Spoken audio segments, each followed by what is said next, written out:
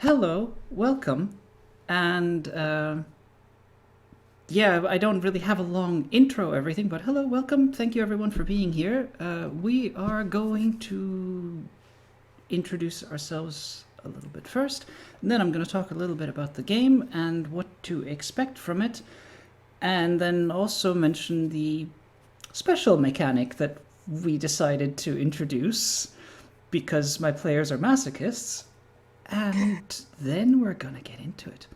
So, first of all, I'm just gonna go around and we're gonna go counterclockwise and say hello to everybody. So, Arcturus, if you'd be so kind. And I say counterclockwise on my screen, which is actually the exact same as the panels on the video.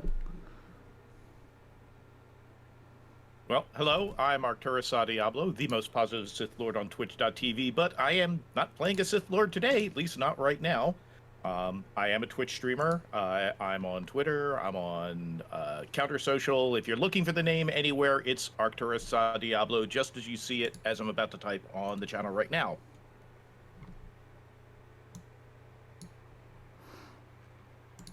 So, there I am. Excellent. Thanks. What's going on? I'm Sphinx or Ryan. Usually catch me on Twitter at SphinxRL. And I don't do much other than just lurking people's channels. You play on games sometimes as well, and you're damn fucking good at it. So there we go with the swearing. I'm off to a rolling start. Kevin, please take over and save me from myself. I'm so tempted to not do it. Hello, everybody. How's it going? My name is Kevin. Also, you can find me everywhere as the Lawful Geek. I am, well, as his name implies, I'm a geek. I'm a dork. I'm a nerd. And I have an immense fascination for stories and RPGs. And that's more or less what I stream, be it video game RPGs or tabletop RPGs, where I run perhaps way too many campaigns at the same time. The number currently standing at 5. And soon to be adding a 6th. But we're not going to discuss that. We're here to have fun and have a haunting. That's it for me. That works. Last but absolutely not least, because, God, I love everyone here, Sophia. Hi everyone, my name is Sophia. I'm from Saudi Arabia and I'm also a writer currently working on the Emerald Templars. And you can find me just about everywhere with Sophia Dilejan as written here or Sophia_D. And looking forward to this spooky horror. Excellent. And I am Diane. You can find me as Balrock1911 on many places. And I will be your ghost. Which, to the premise of this game. Stille Nacht is as it says, a reverse murder mystery.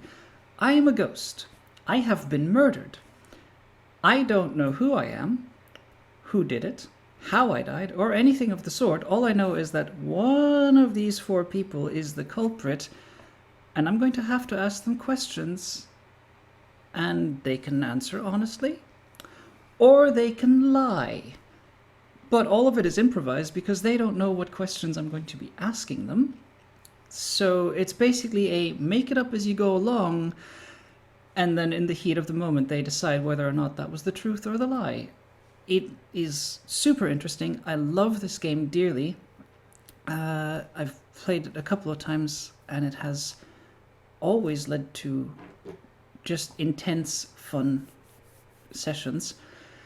There is an element of risk involved. The ghost me has a wrath counter, and this is where we decided to keep things a little bit interesting.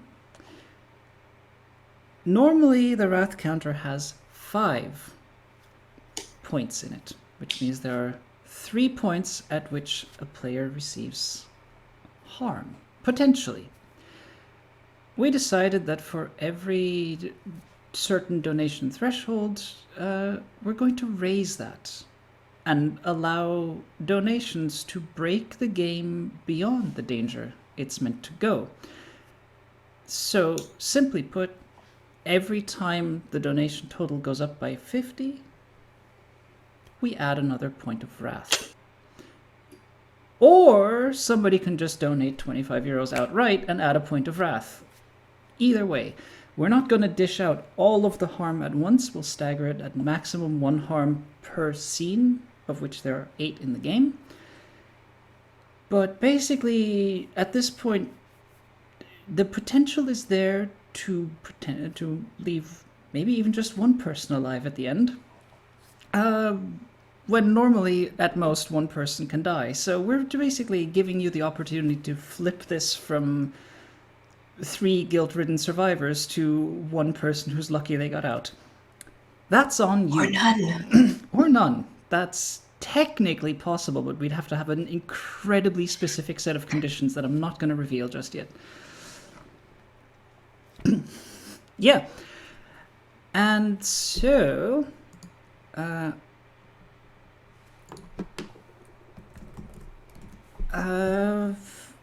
at that point, I am going to get a little book, because this is the booklet. It's gorgeous. It's beautiful. You want it.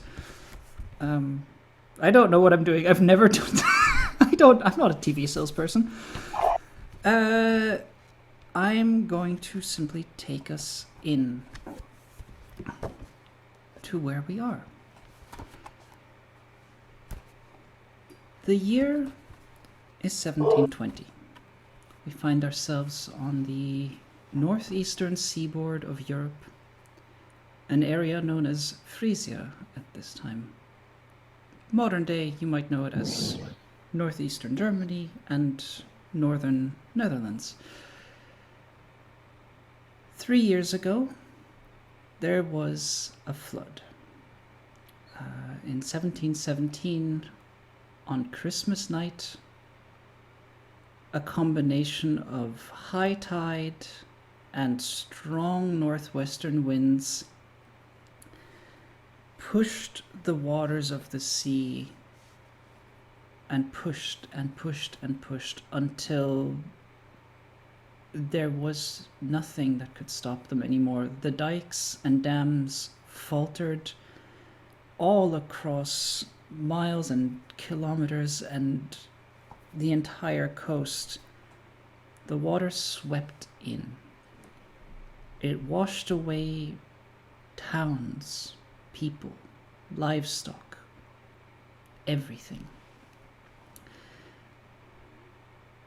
And because the area is so flat, it went far. It went inland for kilometers. And where once there was fertile soil, beautiful farmland, forests, thriving villages, trade, what was left was ruins, devastation, salted earth where nothing grew.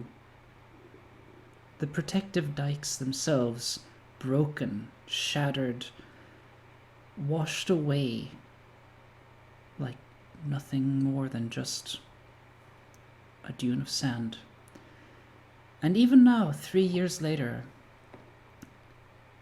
many places continue to struggle, to recover, to try and in some way rebuild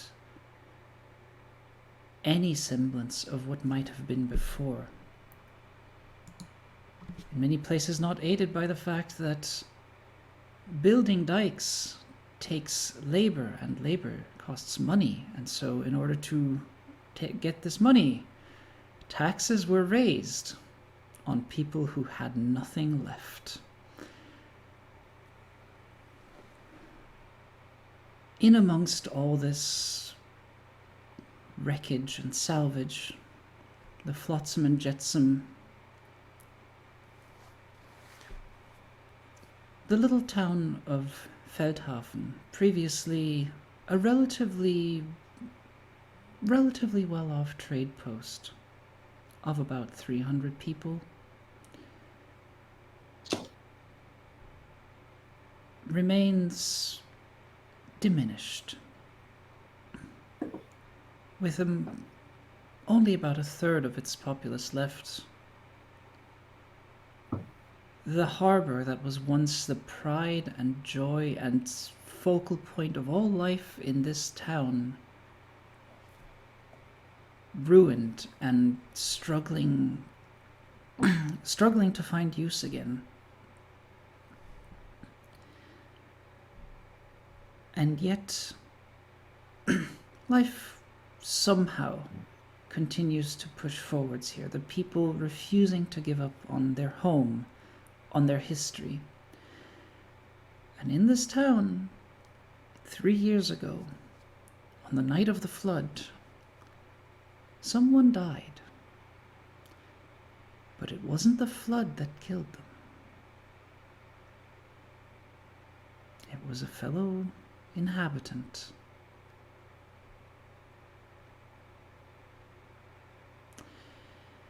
In the years since,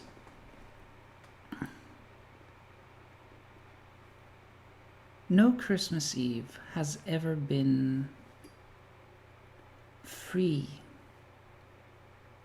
of the spectre. The first year it was thought to be perhaps just the world reminding everyone that terrible things had happened. The second year, it was evident something was wrong. People would sit next to fireplaces, shivering as no heat reached them. The finely prepared Christmas meals, the pride and joy of any kitchen through the year, as people brought out the tables where perhaps they'd saved up for months just to be able to put together this fine family dinner. They would lift their forks and the food would rot on the way to their mouths. Something affected this town. Something otherworldly, and it had to be put to rest. And so this year, 3 years to the day since the flood, since the death, help has been enlisted. A medium has been summoned to perform a summoning. In one of the old buildings on the outskirts of town, a ramshackle house that no one has entered for a long time, no one has seen use for a long time, despite the terrible destruction that was visited upon this place. It's a sign of just how much everyone has lost, that there are still more buildings than the people require. And so the medium has chosen this one, far away from any possible disturbance, lit by just the embers of a fireplace and a few strategically placed candles around the room. When you enter the room, you do see that this person has clearly taken some time to learn about what happened. As you see some effects, you see a few pieces of timber lashed together, remnants of one of the piers that was caught and swept and wrapped itself around a tree.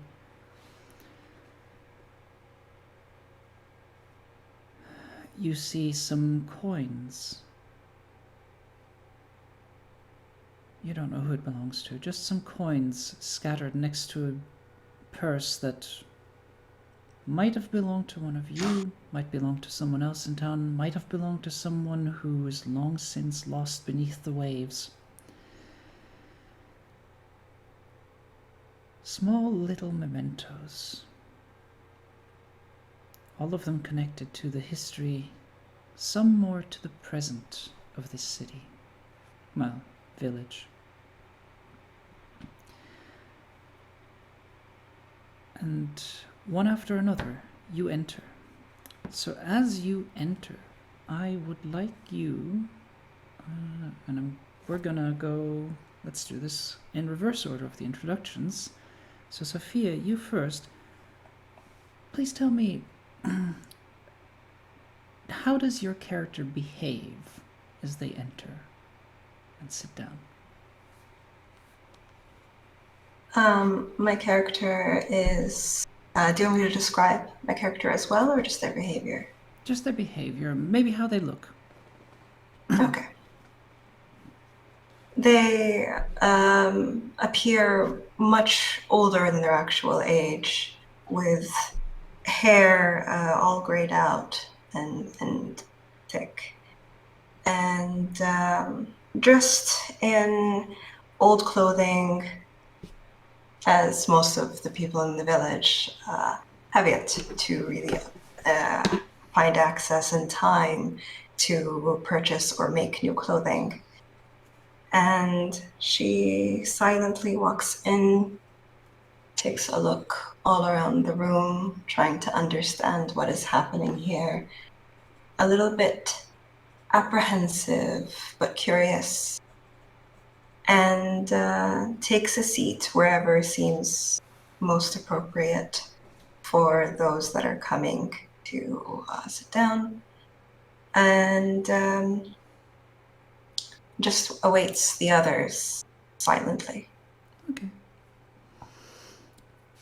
Kevin, please describe your character, how they look and behave on entering. Garrett is an older gentleman, well past his 50s.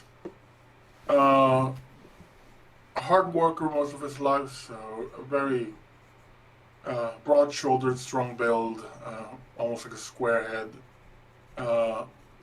A wild mane of white hair and a full beard of the same color. The events of the past 3 years past left him with a bit of a limp, and he looks tired. And but thinking that this might be a long night, and after years of practice and habit, perhaps, he strides in, one step at a time, slowly carrying a small small cask of beer under one arm and a little basket with bread and cheeses in the other. Okay. Sits down without saying a word.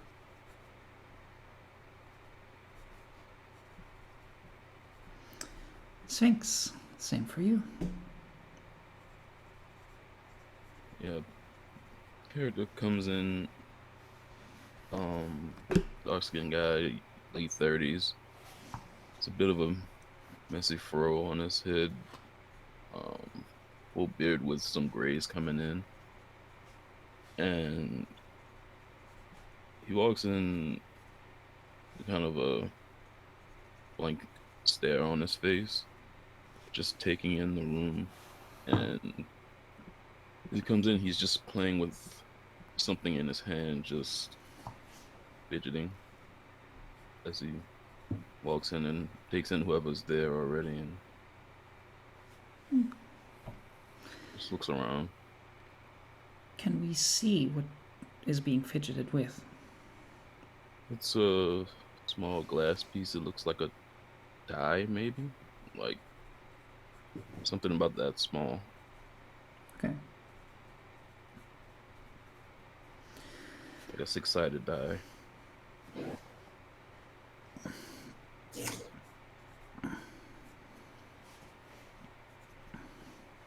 And Arcturus. And finally, lastly, Lorik enters. Early 40, gentleman in his early 40s, but again, also looks significantly older and a lot more tired than his age. he has his tools with him because he basically came straight from whatever labors he was doing for the town. As the town handyman, he was basically called upon to be wherever, whenever, fixing, rebuilding, repairing, whatever. And for the last 3 years, that's been his daily life from the moment he gets up until when he goes to sleep. He definitely looks and smells a little bit like he's been laboring all day, but it's been good, honest labor. He sees 3 people he recognizes from the town, gives a faint smile to them, greets them warmly, if not wearily, and finds himself a seat at the table.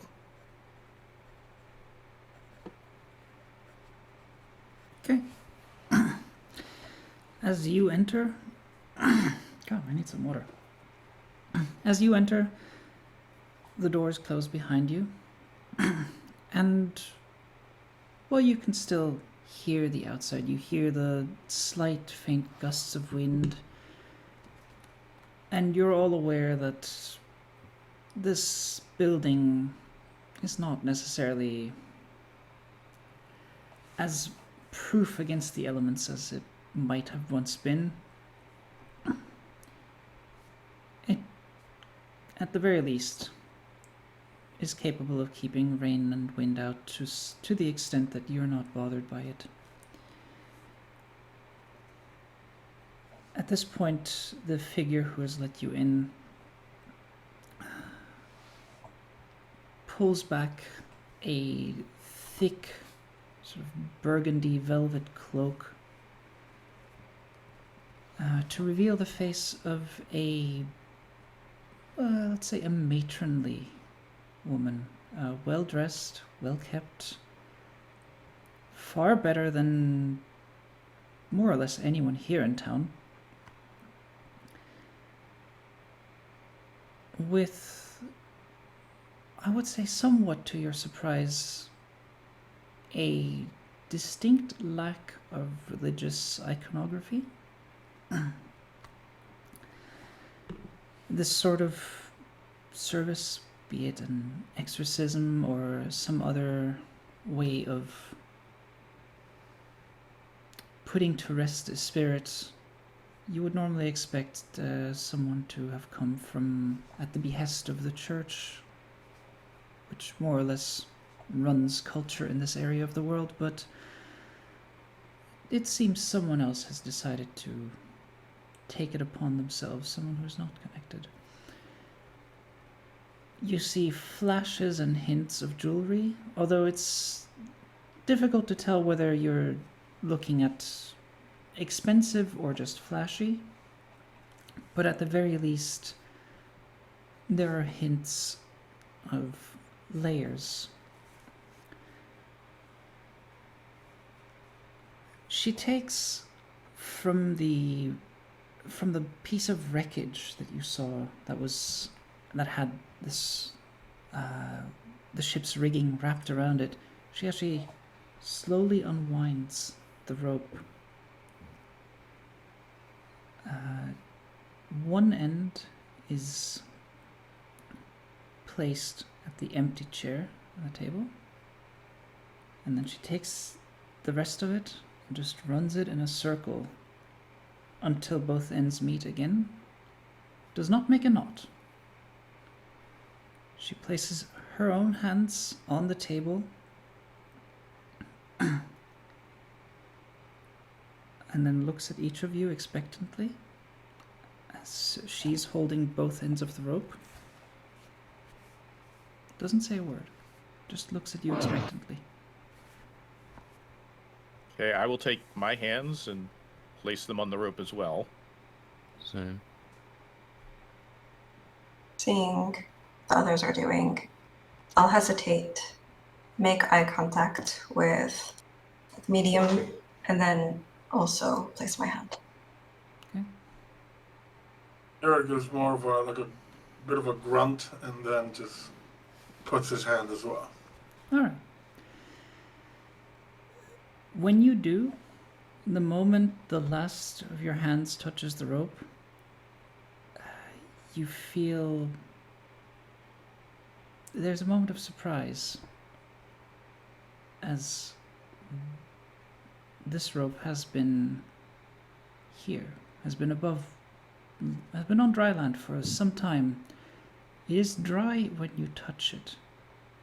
The moment the last hand grabs it, it is cold and sopping wet, and the ends of it that the medium is holding begin to seep water, which itself seeps through the cracks in the table, and you can begin to hear the steady drip, drip, drip.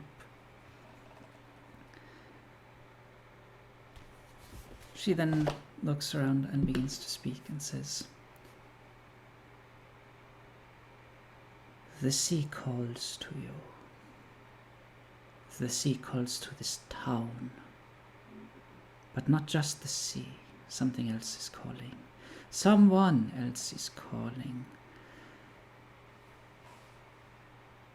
A spirit here was angered. A spirit here lies not at rest, but with unease, incapable of passing on, tied to this place, bound to it. Let this rope symbolize that binding, and let it call forth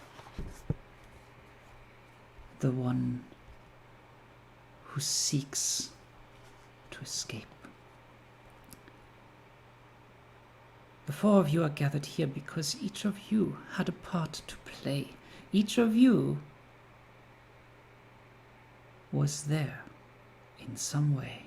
I do not know how, I do not judge how. I am here to facilitate a connection. The rest is up to you. You must be honest. You must speak the truth. A ghost that is lied to, there is a terrible price to pay for that. Always. Remember it. Remember that though you may face consequences for your guilt, you will face far worse at the hands of spirits. And then she closes her eyes, clutches the rope, and just squeezes and begins to fray the rope apart at the end. And you watch as the tight cords twist and unwind and then begin to merge into each other. The medium herself is muttering slowly, sonorously under her breath, and eventually that muttering gets louder and louder and louder until it is a rushing noise. The muttering itself taking on a rhythmic nature, where in the end all you hear is the whoosh, whoosh, whoosh of waves crashing and crashing and crashing, and then with one shuddering crash, the medium jerks forward, eyes wide open, the face wild, lost, and in immediate reaction, and we have a donation to thank for this one,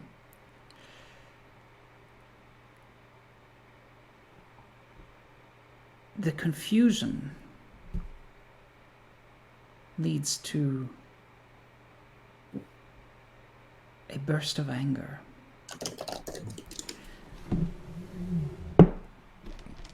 because yes, the very first stage of Wrath does this. I'm going to roll and see who receives this.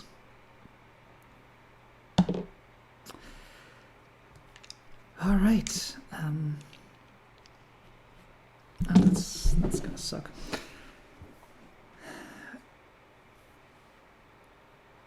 The rope gets wetter, colder, and for most of you, this just means that you're worried that your fingers are going to be quite pruny afterwards. For one of you, Garrett, you try to pull your hands away, but you feel the frost, the ice, the same biting cold as the night of the flood, where the receding waters, salty though they may have been, also turned to ice and everything clung to the ground, and so this rope clings to your hand. You try to pull away and you just lose a bit of your fingers instead, and you feel a compulsion to return your hand once more. The ice is gone, the frost is gone, but you're all aware that the unrest and unease of this spirit absolutely can affect you. Garrett, you have taken 1 point of harm. Garrett glares at the medium. The medium is...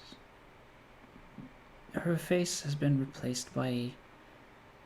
The features may have been the same, but there's a completely different energy and look to them. And so we transition to the second scene. And I'm just going to take a moment to remind everyone that if you want to cause more harm to these people, keep the donations going. Garrett, you are glared right back at, but you see that the face is... it is not necessarily an intense anger, but an intense... You know, that sort of... Like when somebody's just woken up and is lost and trying to figure out what's going on, glares at you and just says, "What? What is my name?"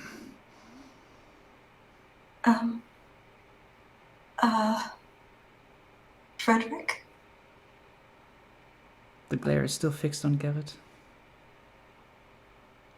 Is the voice coming the same voice as the mediums, or has it been replaced? It's been replaced. It is, I would say, approaching familiarity, but it has a quality to it of somebody who is not entirely certain of how they're making sounds, just that they are somehow able to do so.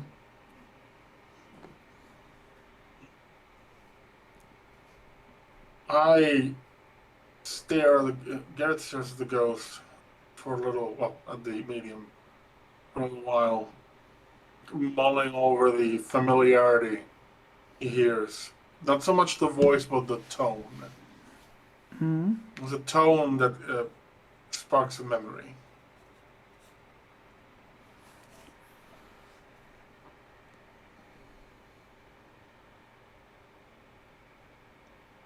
If I had to venture a guess,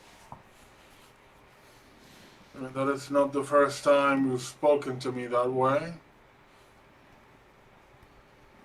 It's you, Frederick. Frederick. Whoa.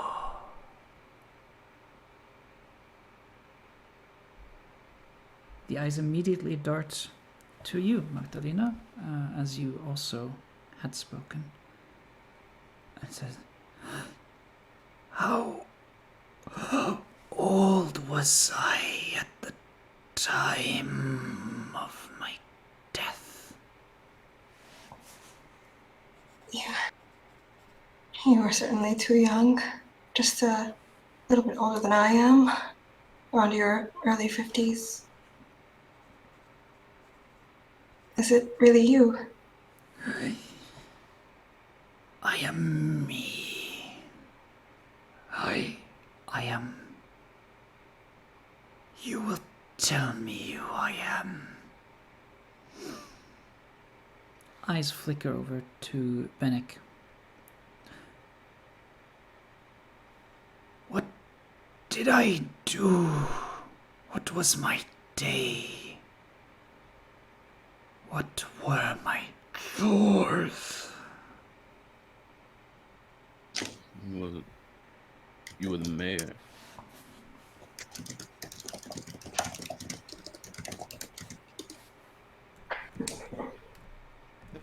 Bennick is looking almost curiously at the medium. Still slightly in disbelief, but just a curious stare. And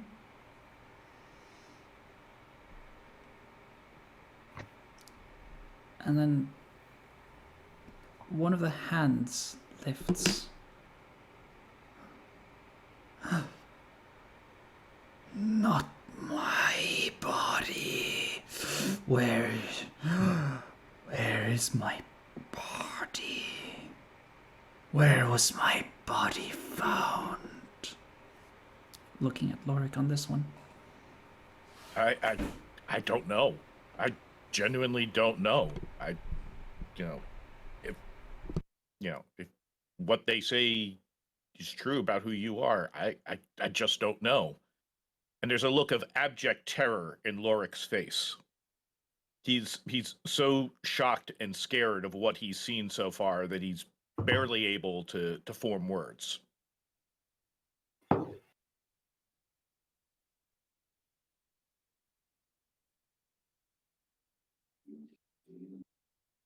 Okay.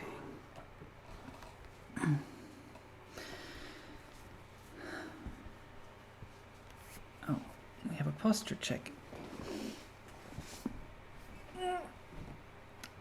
Yes, make sure we're not all turning into shrimp. The ghost, or rather, the ghost who is now taking over the medium's place,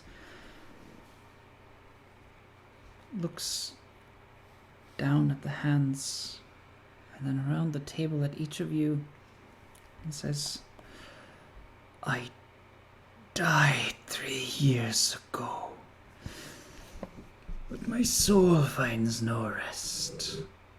I drift aimlessly. Year after year I am pulled back here, but I wish to move on. Looks back at Lorik. Are you here to help me remember how I died, so I may rest in peace? I will help if I can, but I just don't remember. I just don't know. The eyes move back towards Magdalena. Are you here to help me remember how I died, so I may rest in peace? Yes, of course. And she seems very emotional.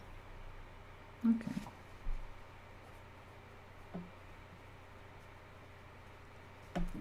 Gotta take my notes. Eyes flicker to get it.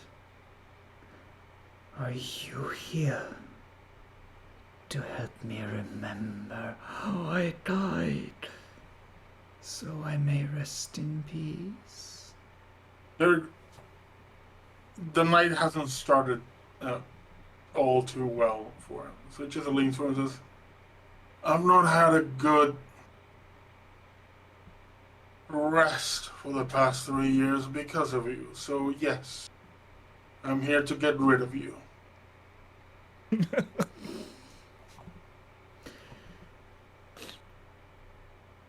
And the eyes lastly flicker to Bennick and ask the same thing. Are you here to help me remember how I died, so I may rest in peace? I guess I am.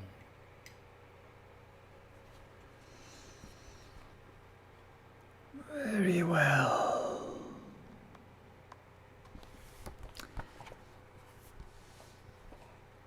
And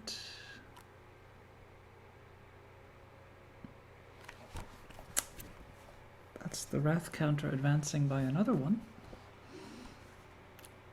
But for now, all I need from each of you is a verity check. So, each of you, just tell me privately whether or not you told the truth this round. And for the audience, this is the fun part. As I said, they get to decide in the moment whether or not they were being honest. That decision rests solely on them. If they were 50-50 honest or lie, well, I trust my players to make that judgment of whether that counts as honesty or not. And then the ghost will see whether they believe a lie or believe the truth.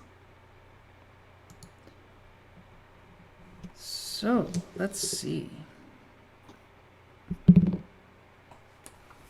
Okay.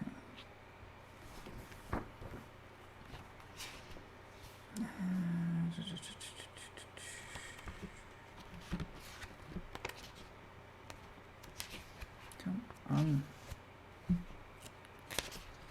Thank you for the messages. While I'm doing these checks, please feel free to keep talking in character, keep role-playing. Up to you. I would have never believed that something like a séance would really bring him forth or do anything. I stand corrected. Garrett, your hands.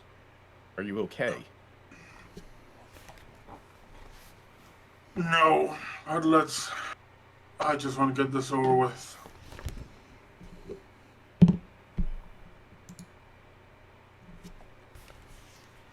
He looks down at the little cask of beers and wonders, do I risk it? Things otherwise save it for later. Look, Garrett, yours has always been the best beer I've ever had. But even after 3 years ago, you know I've not touched a drop since. Not for you. It's gonna be a long night. Seems so. I need something to warm my belly. With any luck, I hope this does not cause any further pain to anyone, or any of us, or anyone else in the town.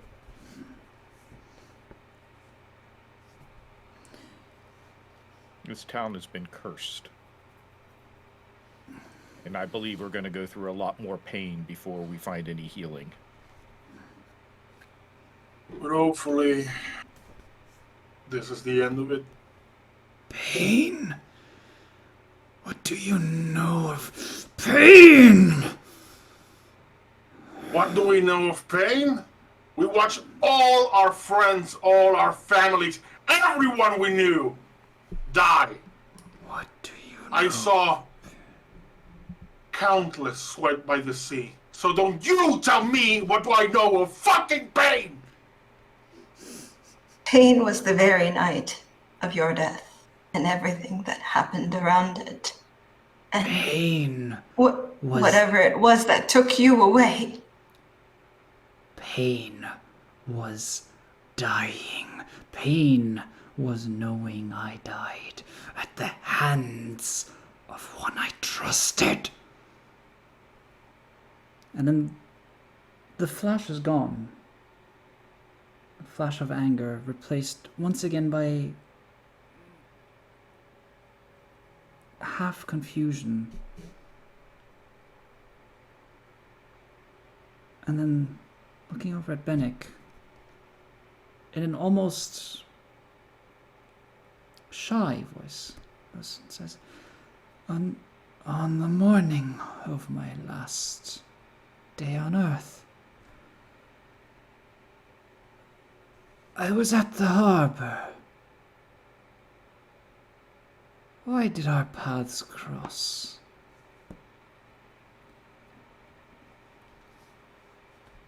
We were seeing a shipment of bottles off. Just finished the order and we were putting it on the ship.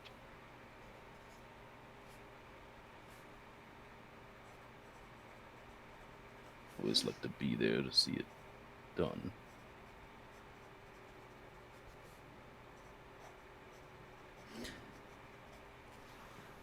What was in the bottles? They were empty. Newly made.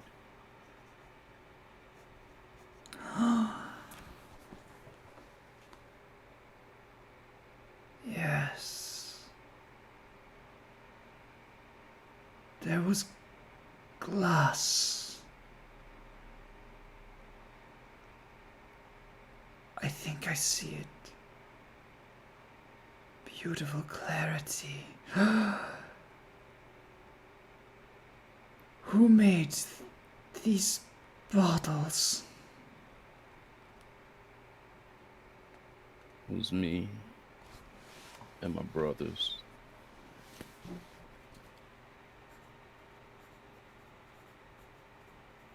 And you can hear like very cold expression coming off of Bennick as he speaks, almost emotionless.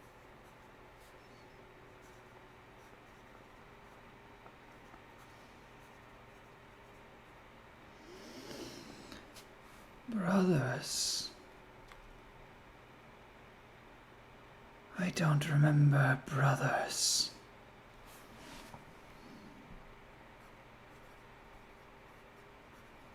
You see a slight flash of anger at that as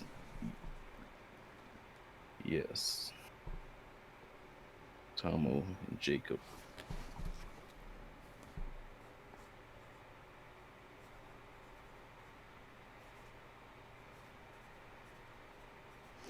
There's a glimmer in the eyes of searching.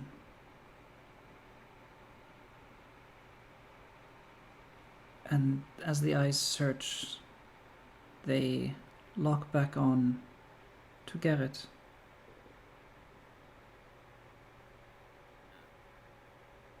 And it's like the thought is just interrupted and replaced by something new.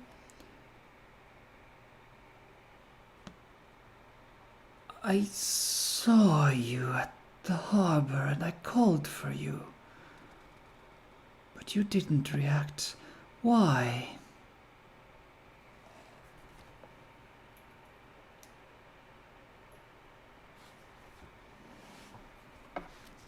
I was busy. I had new arrivals. I was getting them into the inn for a nice drink, maybe a room. My Sarah was sick, so I had to take care of it. And it's no secret that you and I didn't really see eye to eye for a few weeks or months before everything. So I was in no hurry to answer to you. What caused this disagreement? Have I wronged you?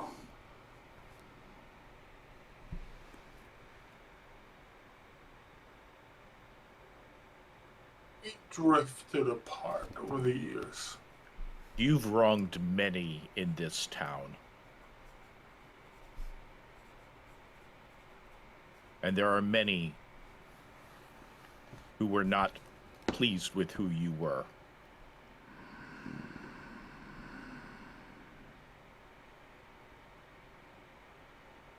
There's that. I see. Entirely true. There were also many others that loved you. I see. The I ghost says this with an expression that tells you that they do not. They do not I see. I cared for the young man you were. I called that one almost a brother.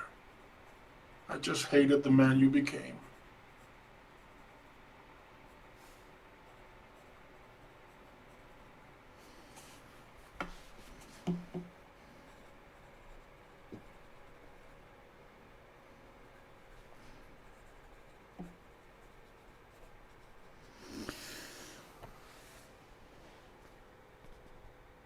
The eyes now flicker between Magdalena and Lorik,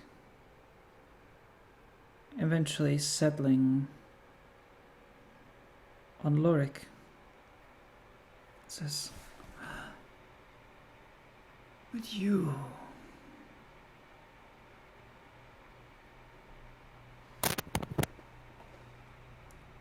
I remember there was more than one rift. You and Bennick, why were you ignoring each other?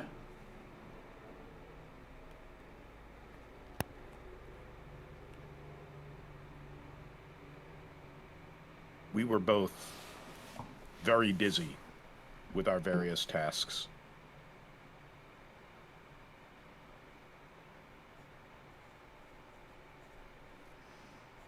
Bennick always seemed to need something else fixed and seemed to demand that I give him more of my time than others needed.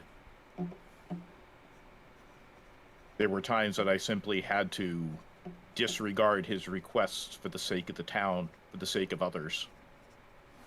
While his glasswork was always something of value to the town, that, you know, there were people's homes, docks, various structures that needed my attention as well, and I could not simply just give him more. That day was just too much activity, too much going on at once. That caused you, and he looks at the ghost, to come down on me when things couldn't get done on time.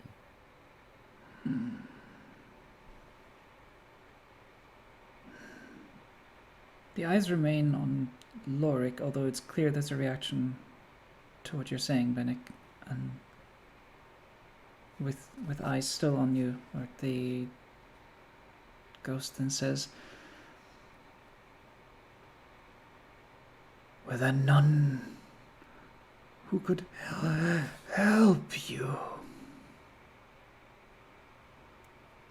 Certainly there were others, but Bennick always seemed to call upon me personally.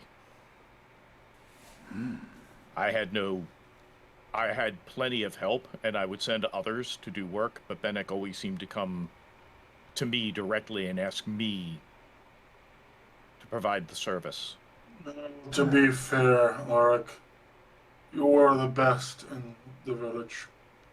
Perhaps you were the only one he trusted.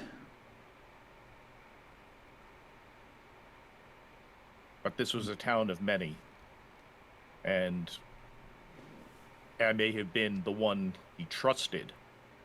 There were others that I had trained to do a lot of the tasks. I could have assisted later. But, you know, there are families that had homes that needed to be repaired, that could not do it on their own, or just needed, you know, some degree of assistance. And I tried to make sure that, you know, the trust that was put in me by some was felt by all.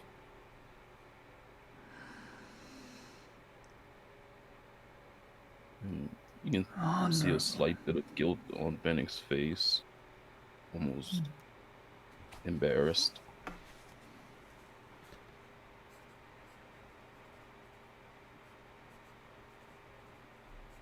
Okay.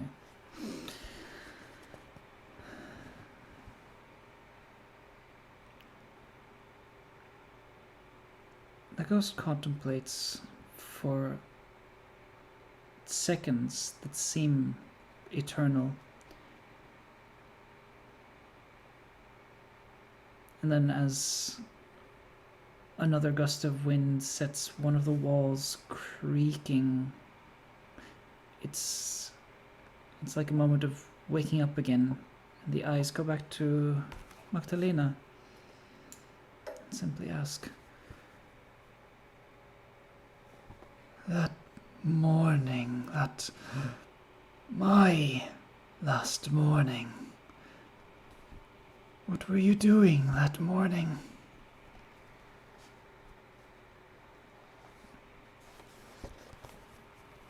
That last morning,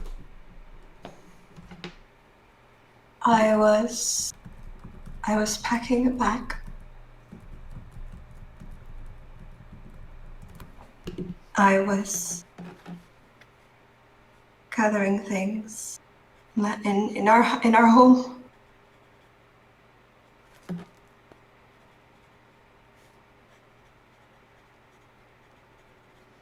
And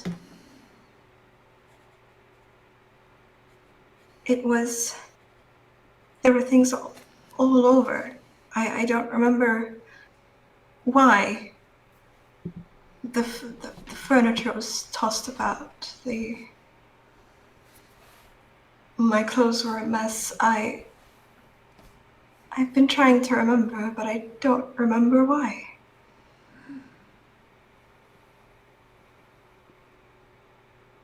Were you our what?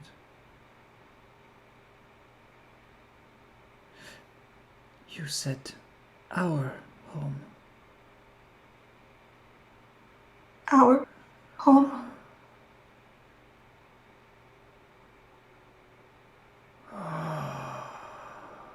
Do you remember anything at all? Do you remember me? It's like chasing sparks above the fire. There is a glimmer, and it's gone. I remember a home. I remember laughter in it. I remember other times less full of laughter. I remember so little. So little. Do you remember our wedding day?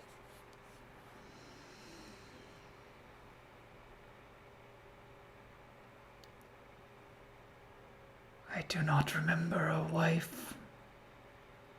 I do not remember life. I remember so little. Help me remember. I want to remember. I want the sparks to stay and ignite. Help me remember. I will. Whatever you wish to remember, whatever I can remember, my memory fades as well.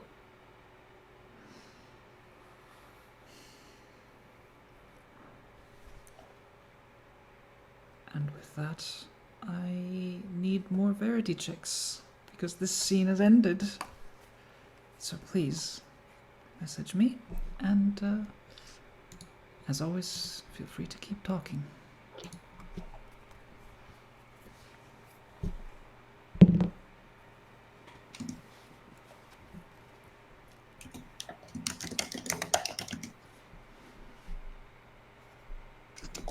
Laura, I'm sorry. Yes. It is understandable. But this was a town of many people, and they all needed, and they all had a need, and I tried to give as much to the general people. It is why I had others who could easily have... Enough, Laura. Past history. Clearly not, because we are here tonight and we are revisiting this all over again. I was but one man, and there were a lot of demands on me.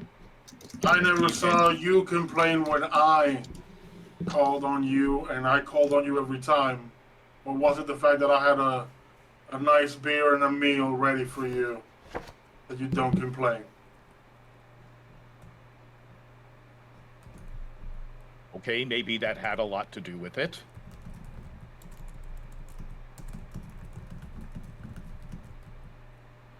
You say so you trained so many, but at the end of the day, they were the students. We all trusted the master. But I was but one man, and sometimes the demands were just far too much. On all of us. And it looks true.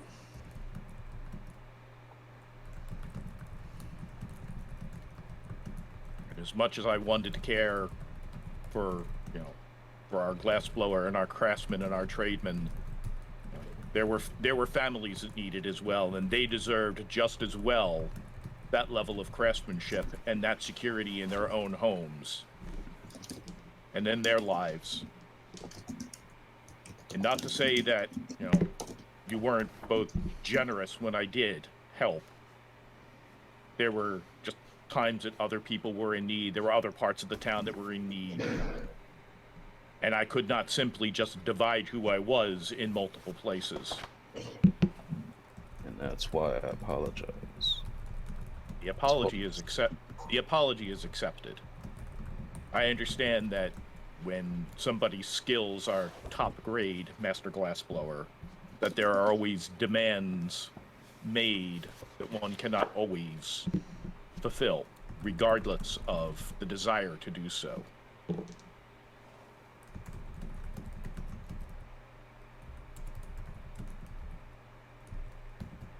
One simply has to understand that there are limits to what a human can do, what we as people can accomplish, that we prioritize, and sometimes we prioritize selfishly. And in that, I am sorry if in any way, shape, or form anybody felt slighted because I did not give to them what they felt they needed at a time. I think all of us here have given everything that we can, especially over the last 3 years.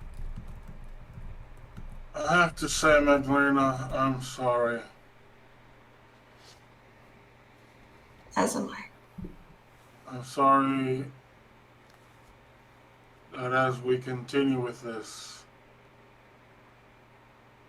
I may not be as kind as you want me to be to your dearly departed. I do not care for kindness at this moment.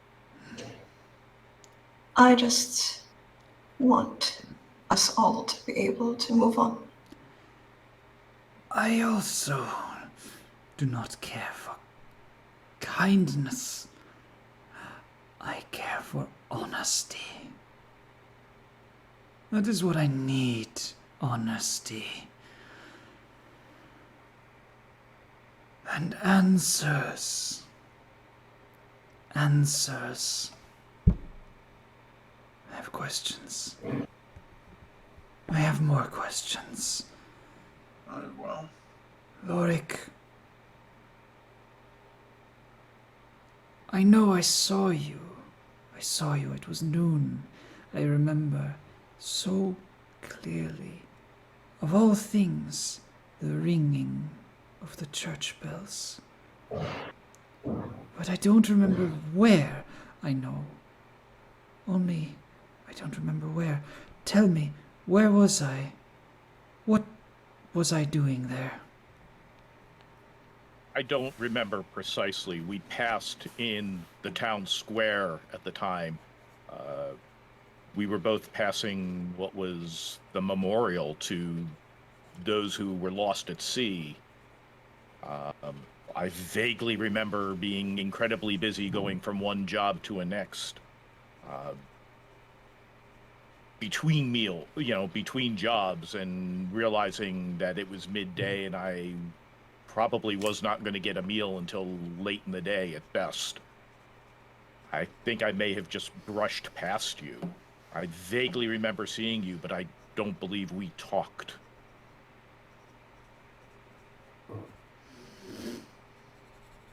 I may have even just literally brushing past you, literally just bumped into you, apologized, and went on my way.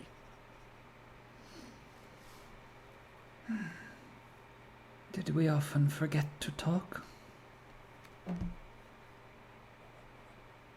I have been known to disregard the niceties of conversation when there is work to be done.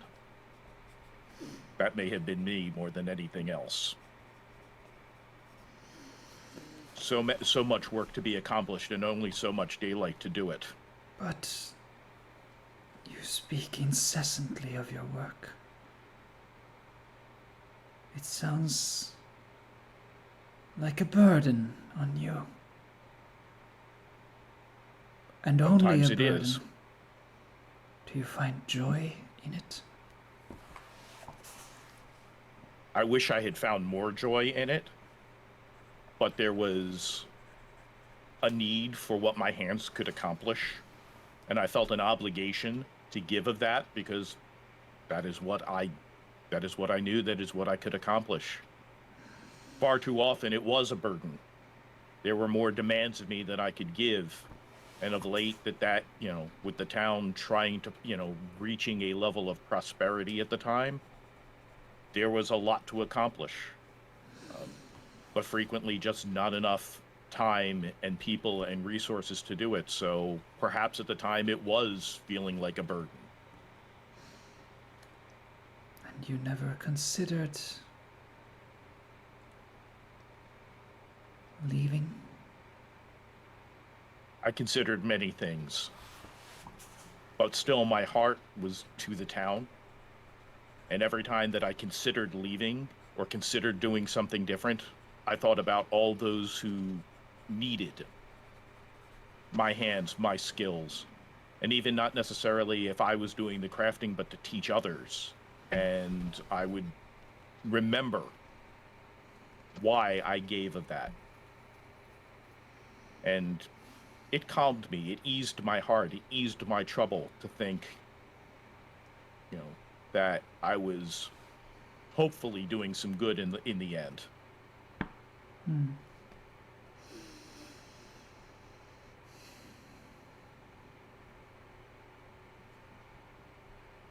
The eyes flick over to Bennick again.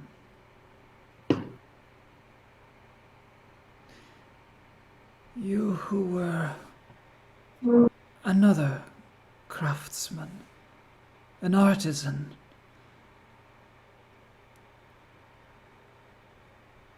The town's growth, was it a boon to you or a burden?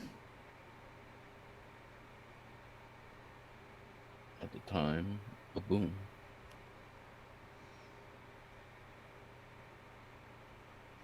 It allowed me to do things other than business.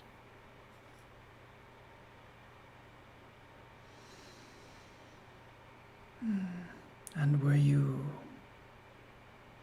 the driving force, or did you profit from the growth? Were we a town of glass? I wasn't that good. I was damn good at what I did.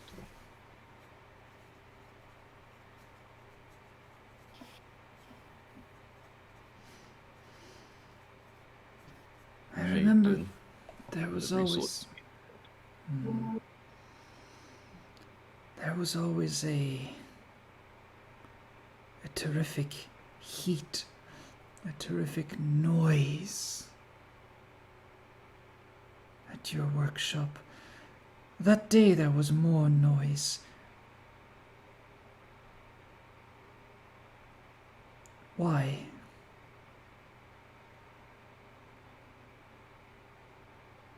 Jacob's children found their way into the founder.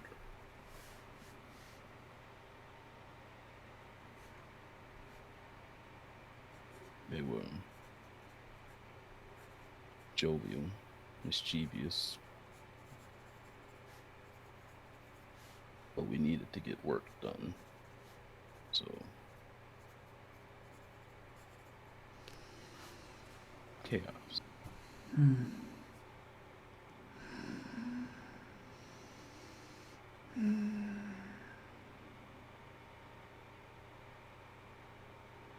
But you love them nonetheless. Of course. Still do.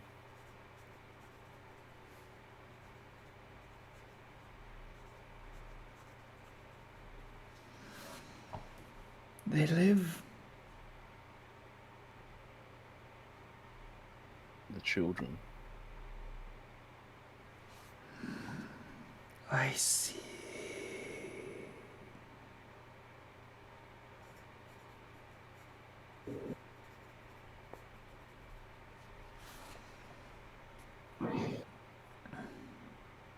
Eyes flicker back to Magdalena.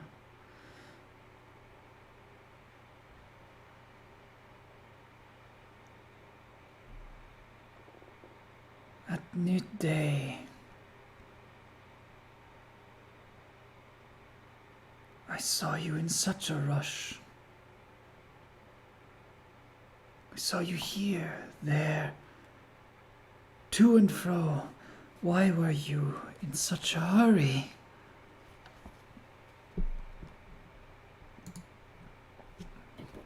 You always asked me that.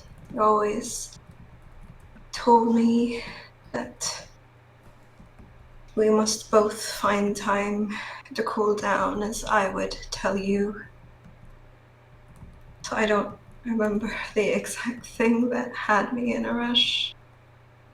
Both of us kept so busy.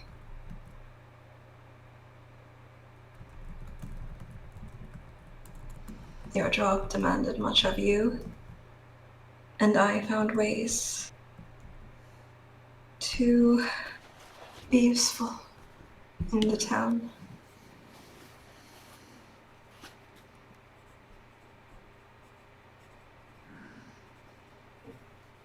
You plied a trade, you learned skills. I came here. I came to Feldhaven as a researcher, looking into how to help increase the stock of the fisheries that was already bringing so much wealth to the town, but it had been decreasing. Nothing too noticeable, but still. But the research fell through. And by then we had already met. And I stayed back. Even after all of my peers left.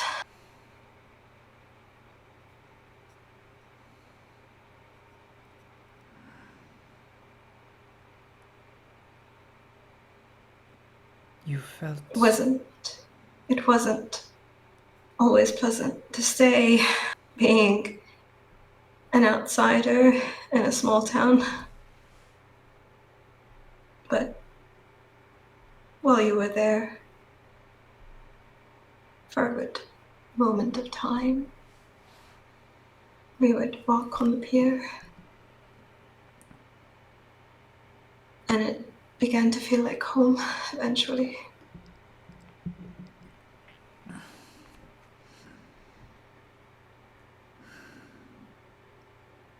Did you feel the others, the rest of them, those you arrived with, did you feel they abandoned you?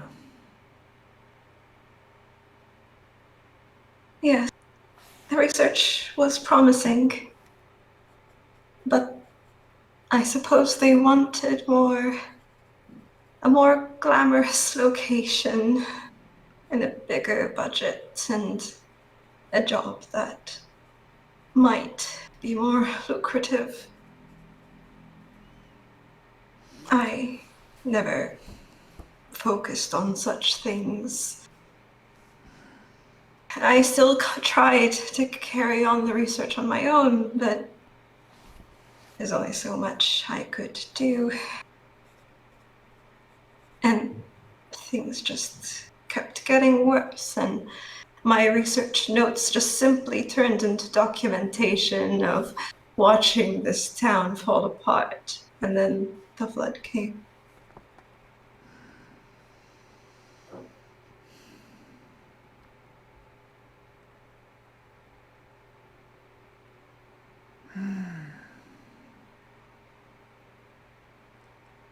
And so you and I, we found each other.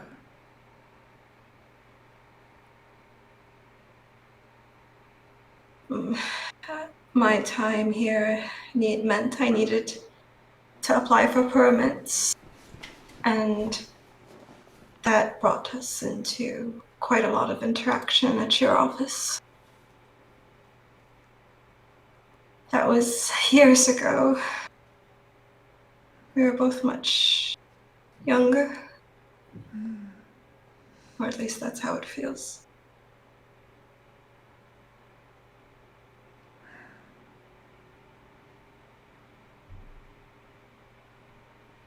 Well, I do not feel younger. Garrett, you said you would not be kind with me. Now, I remember seeing the others that day at noon. I remember the bell. I remember Bennick's face. I remember Lorik's face. I remember Magdalena's face. I don't remember yours. What were you doing at midday? I'm kinda curious that you don't remember mine. Since you came in to the inn for lunch. And I knew, I could see it on your face. I knew you wanted to apologize. It must have caught in your throat, because you went right back to the same reason we had an argument.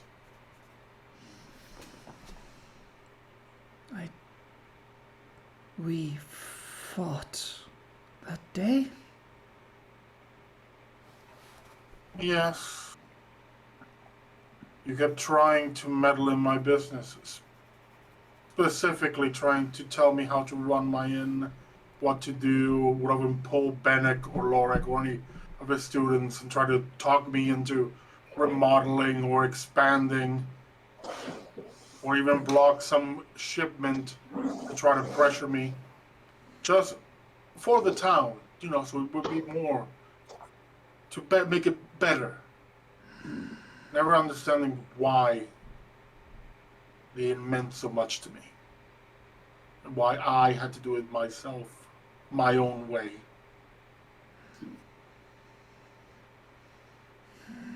It seems we are a town of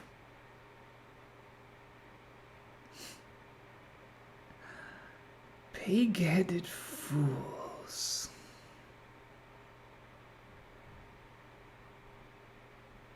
That's not the first time you said that. No. And that tone is exactly why so many people were not fond of you. You had it in your mind. You had it in your mind how things would be. You had it in your mind how things should be done, and never listened to anyone else's input. You always knew better. Perhaps I did know better, but I do not know. I do not know you anymore. I remember the feeling.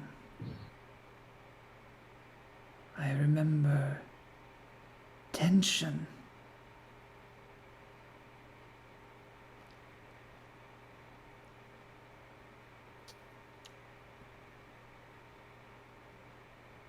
do not know if I came to apologize.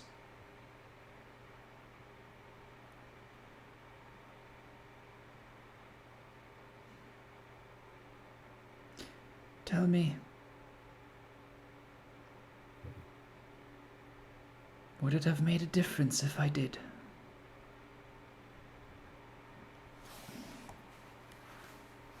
Perhaps. You stood at my side when I got married. You stood at my side when I put my wife in the ground. I would have liked to have my friend back before the end. You all spoke of how much you missed the time you spent with Garrett, and how you never knew why now it wasn't like before. But apologies always came difficult too. But I know that you did want to mend the relationship with Garrett. You had always talked about visiting at one point or checking up on him, but time slipped away. Time slipped away. And then life slipped away. Slipped. No. Was pulled from me.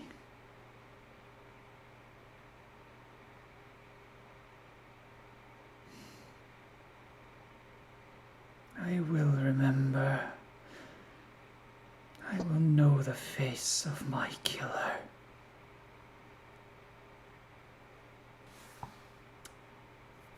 And that brings us to Verity checks again.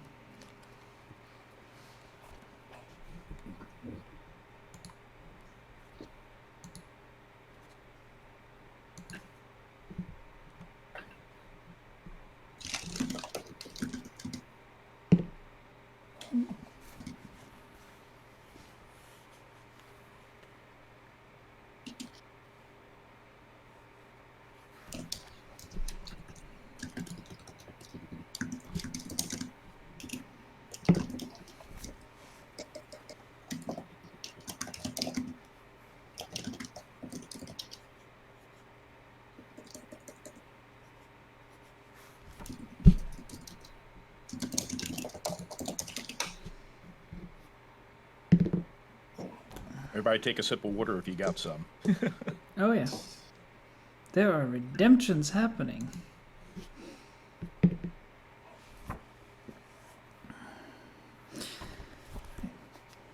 As you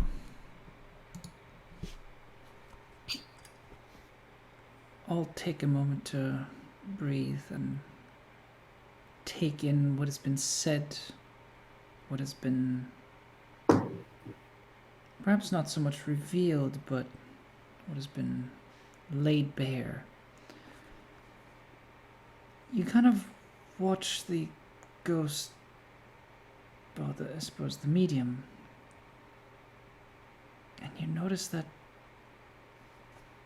there is a change, visually a change, where before it was simply the medium's face with a different expression. You see as the features actually ever so slightly shift. And you don't know if it's a trick of the light, you don't know if it's a thing of permanence, but you see as the eyes in particular,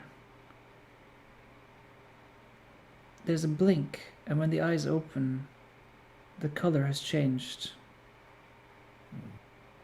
And it is the eyes of Frederick, not those of the medium anymore. As we have reached the first stage of memory. Or rather, stage 2, technically.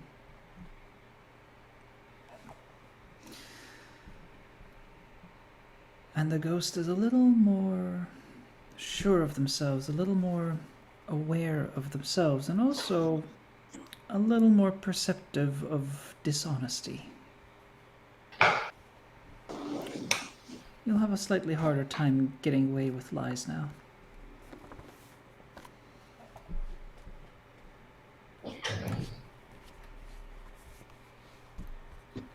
We move on to the next scene.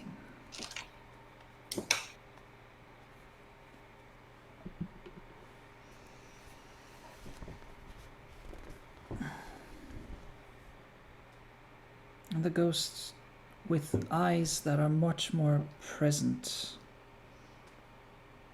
and in particular eyes that are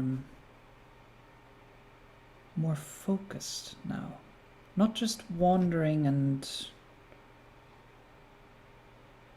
not just finding any anchoring point and latching on. Now it's very clear who's being looked at.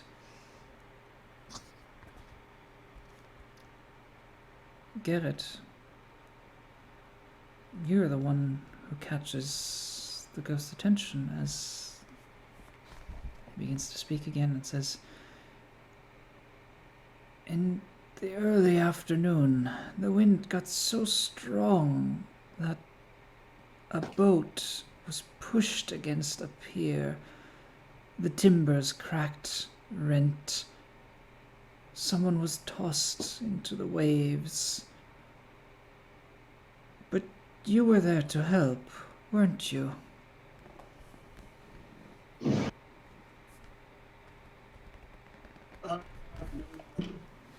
Taking a break, enjoying the sea air.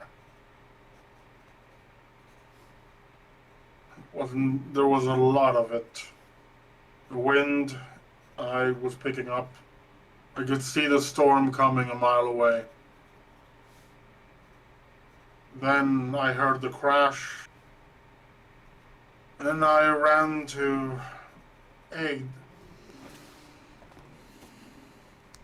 Fortunately,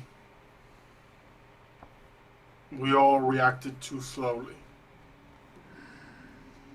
Poor fellow fell in the water seconds before being crushed between the ship and the harbor.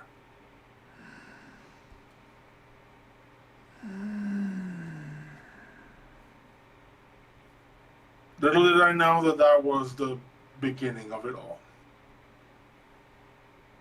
After that, the rain came and things started going worse. So I rushed back in. You saw this incident. You witnessed this death. Yes.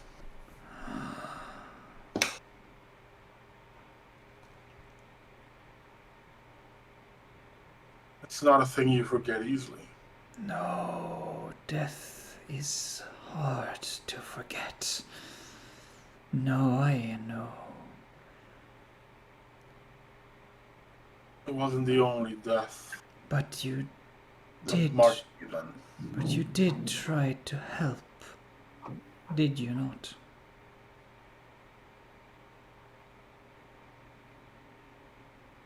I wish I had been faster. Reacted quicker, but we're all so used to the tranquil town and the gentle waves.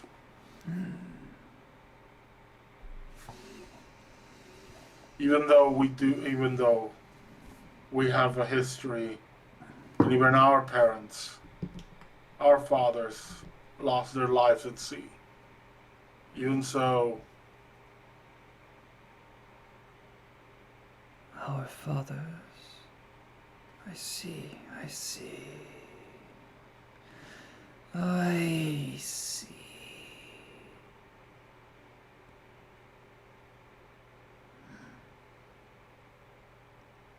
Magdalena. How did I get hurt?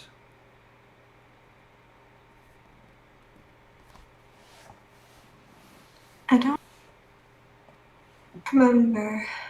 I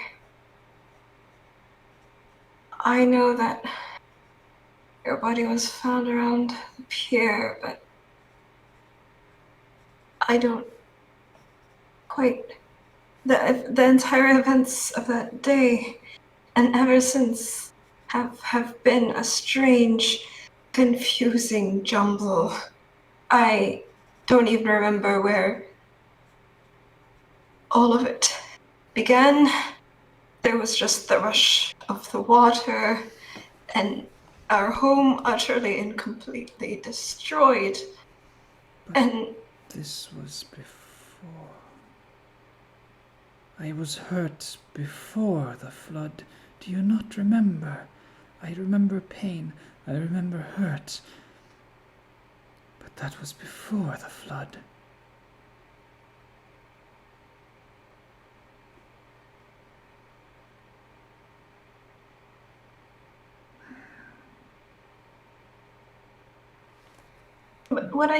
what I cannot ever forget is the screams of our neighbors' children, and just seeing the wreckage of it and prying myself out from underneath what was once our ceiling. There's so much I don't remember.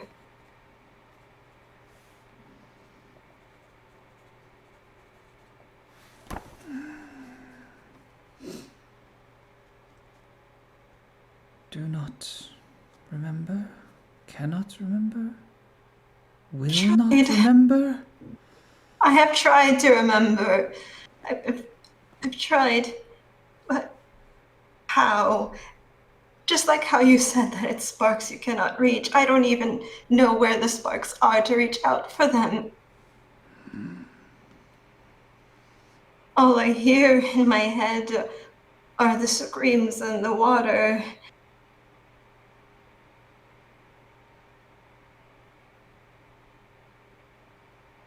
As the conversation moves towards screams and water,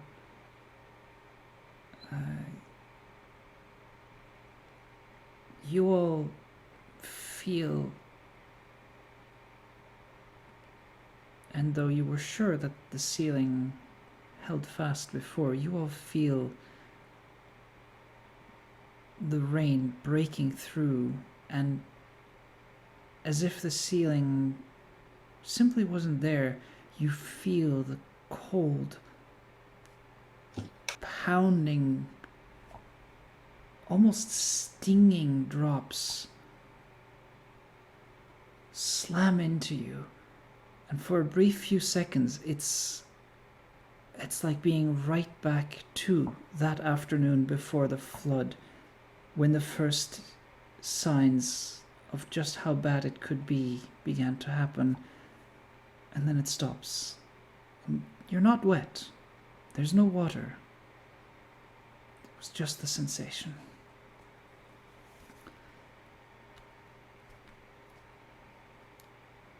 Bennick, you are next.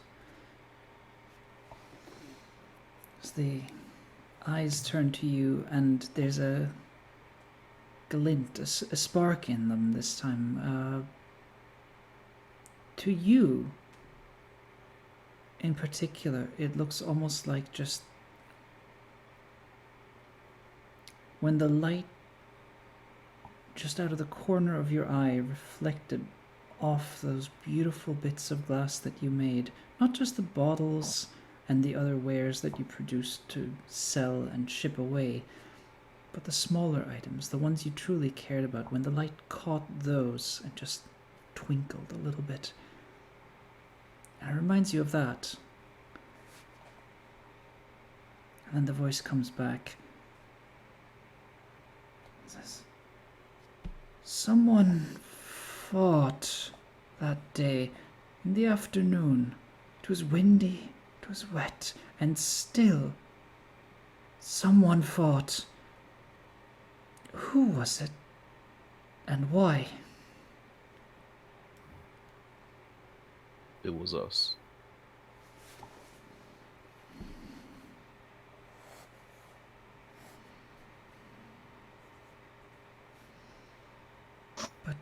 Why? Then he takes a deep breath.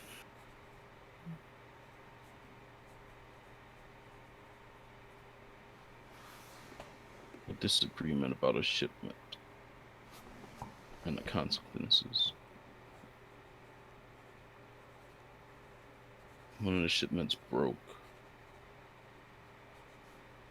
and you decided to blame us for faulty work. You threw us under the bus.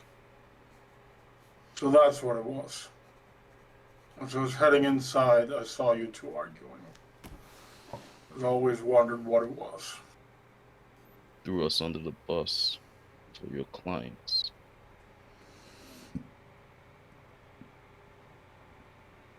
What? Were your wares faulty? No. I checked them myself.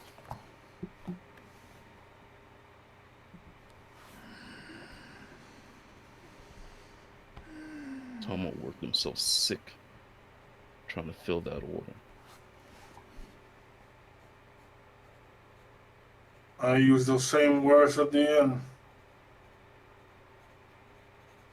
The quality was masterful.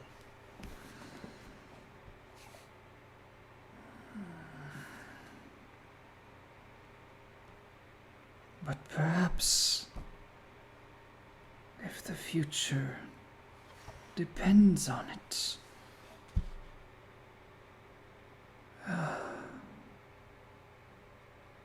We lost work. People are stepping away from us because you said that our work was faulty. What future is there in that?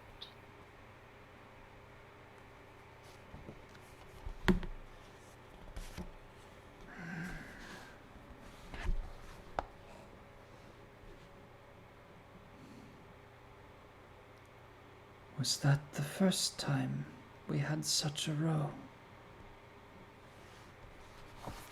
That intense? Yes.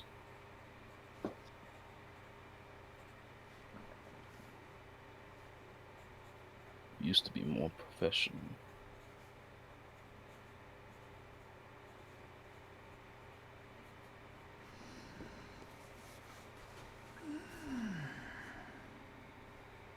Professional.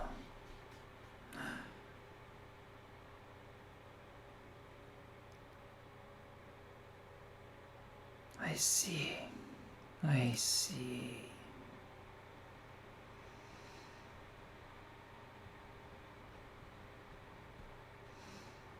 Lorik.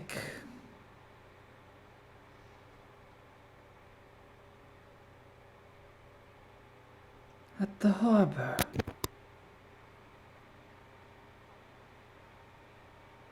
You always speak of the needs of the town. The people who depend on you. The lives that require your support. Yet when the ship crashed, I did not see you. Why did you not help? I was working elsewhere in the town at the time. I heard the crash. I also heard the weather picking up, and I was trying to finish the task that I was doing at the time. Again, there were others who were sent to help. I was in the middle of something. I was fixing some damage on the roof at the tavern. I knew that if we were going to have yet another storm, the tavern was going to be yet another place where a lot of people gathered. It was one of the gathering places when the weather turned bad. That many people would sit there to wait out the storm. We had it was a place for good food and good drink and a place to stay warm. And it was one of the better built structures of the town, and I knew that if that place was secure, that would be a place for people to go and to be able to weather, the storm that was coming in. I had no idea just how bad that storm was going to be. Just knew the weather was coming in, and I needed to make sure that that task was finished before I went to something else. Lorik, you say you were fixing the roof of the tavern. Did it not occur to you that the harbor, the center of life in town, the center of trade, could be more important than a few shingles? Okay, I wasn't fixing the roof. I was drinking. I was drunk. Again. Is that what you needed me to say? Is that what you needed to hear in this moment? Yes, I was drinking. I was shirking my responsibilities. And yes, people at the harbor died because of it. That is my shame, and I have lived with that for every single day since that day. I lost my wife and my child that day. And I have never forgotten that it was the drink in that moment. It's why I've never touched a drop of alcohol since. But that day, I was into my cups more than I was into my work. I resented a lot of what was going on in the town. I resented a lot of what you did. I resented a lot of the demands upon me. And yes, I turned to alcohol. And that day, more than any other, yes, I was drinking. I was drunk, and I was unable to do my work. And the sigh that's breathed out at this point is breathed out, and you just see the mist, the surface of the table already wet from the seeping water that's still continuing to come out of the rope. The one thing that is actually dripping in this room. And as a breath is exhaled, that surface of the table crystallizing, frosting over, and with eyes fixed on you, Lorik, is the ghost says,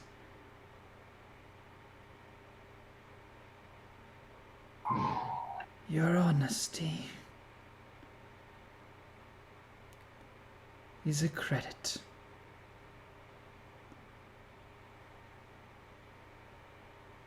I do not say it is good what you did. I do not say it is good that you ran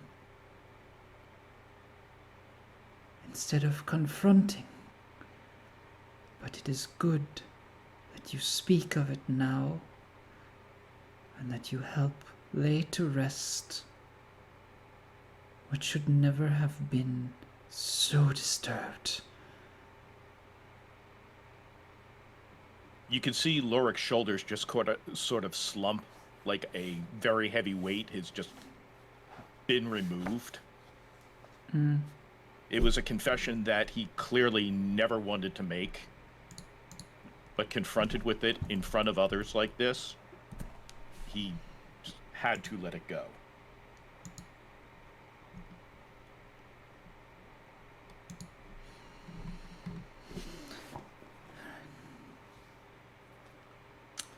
And with that, after what was a wonderfully intense scene, we're doing another round of verity checks, and then we are going to take a 5-minute break to actually get up and stretch and walk around a little bit. And we encourage everyone who's viewing to do the same. So, checks, please.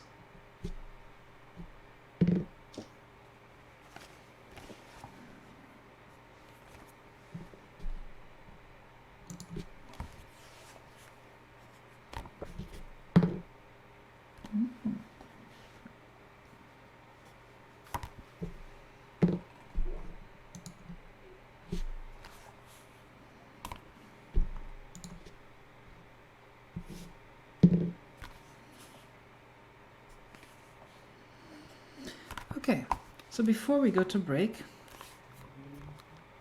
No, you know what? Actually, we'll do this after the break. After the break, I will reveal what's going on. But yeah, we're going to take 5 minutes and then come back. In the meantime, please stick around. I don't actually have a countdown timer on my intermission screen because OBS and its magical properties, and we'll leave it at that.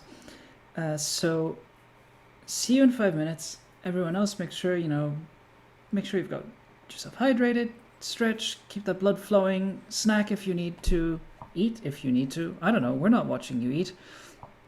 Unless you want us to, in which case, weird, but whatever. And please, remember, there is a donation goal.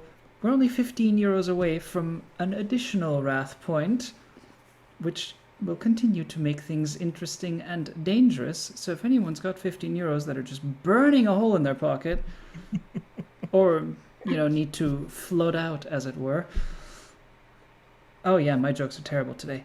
But in the meantime, yeah, we're going to go to an intermission, so we'll see you in 5 minutes, and that's it. That's my spiel. All right, and that's us back on your screens and in your ears. In your minds. If we're lucky, we'll stick around there as well. We have gotten now to 205 euros, so that's another... I'm going by round numbers, so it was at 150 and now at 200, so, well, as this scene ends, or as you all contemplate, in particular, the fact that there's been one confession, perhaps not the one that you went into this expecting to hear.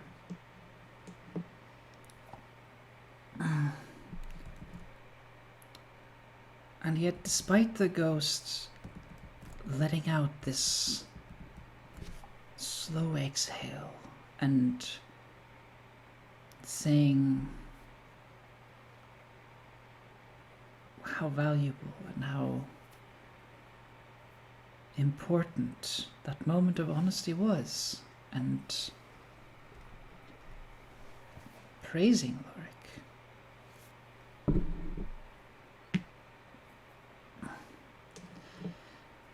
There's another shudder, and the water dripping off of the rope intensifies at the same time as the table is now just fully rimed over, and the water running down forms just into sharp icicles, one of which drops,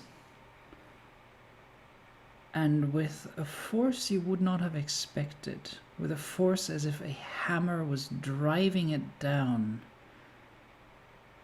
Bennick, it drives right into your foot. And then as soon as it impacts, pierces and leaves a hole in both your shoe and your foot. The ice on the surface cracks and the water inside just spills away. The frost on the table goes away, and with an intensity accompanied by this, by the eyes having returned to Frederick's eyes, not staring at any one of you in particular, not even looking at you, Bennick. It seems like there was no target. This was just unfettered rage.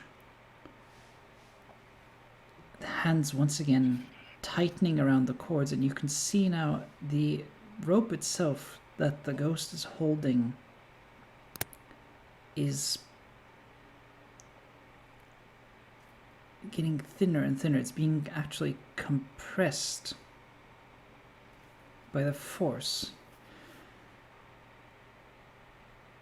which you're not sure if that's necessarily possible, but who knows what the ghost can do.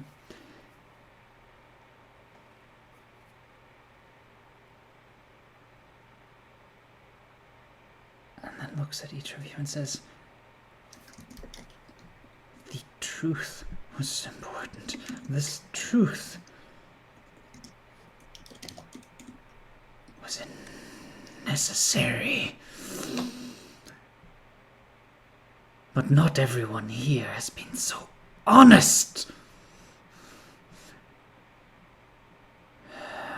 And there will be pain until you are. Until I know who took me from this world. Until then, the pain continues. Now, answer, and answer truthfully.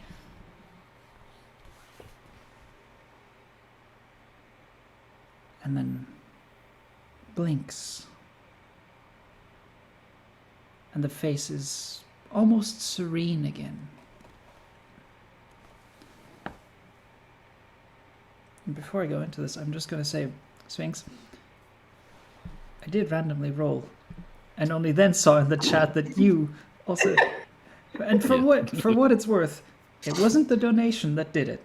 That's all I'll say. So we still got the donation one coming up.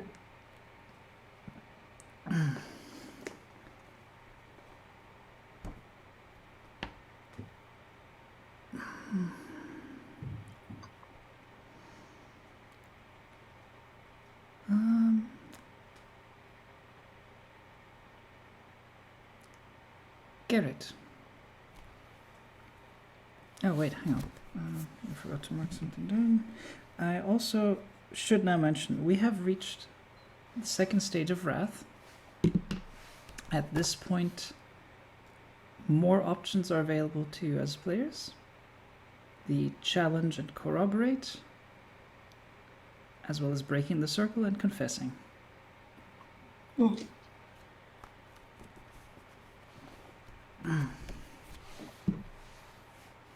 So,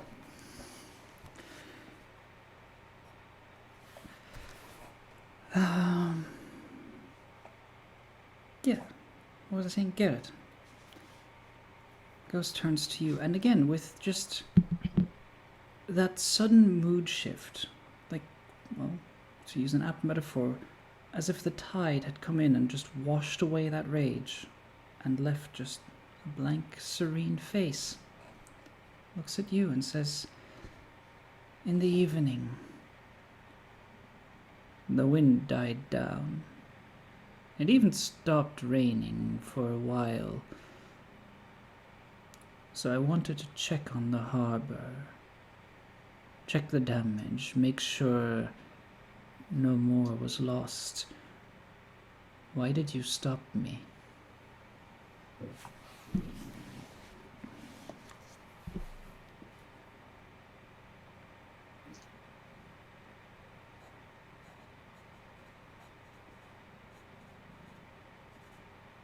There was nothing to be done.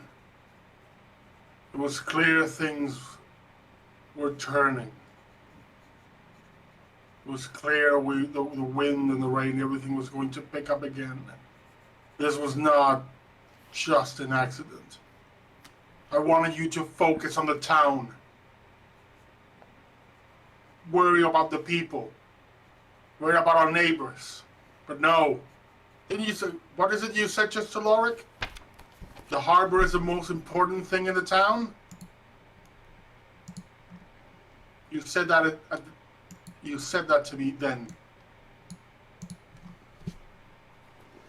And instead, you should have been doing your duty as the mayor and help our town. Get people ready. Perhaps if you had done it, more people will be alive here today with us. It wasn't the last time you failed me.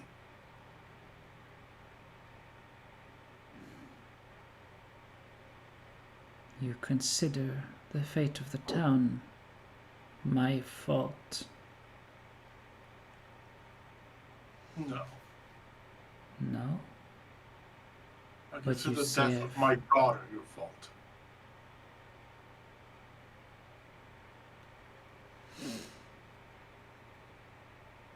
What business had I with your daughter?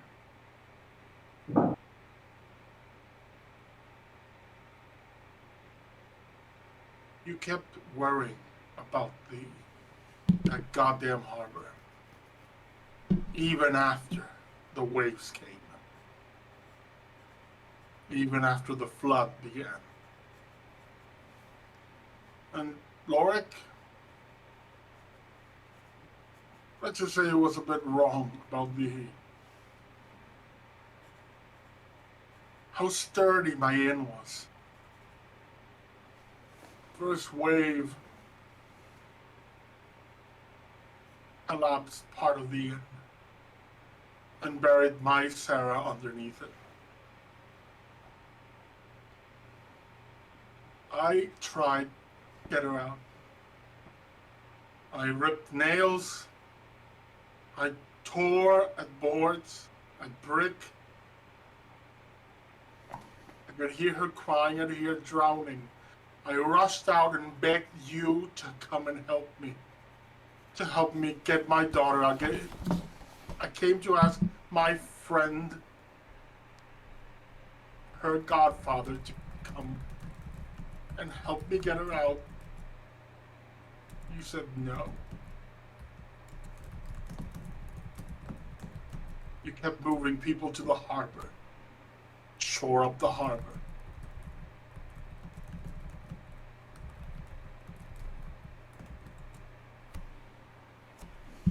I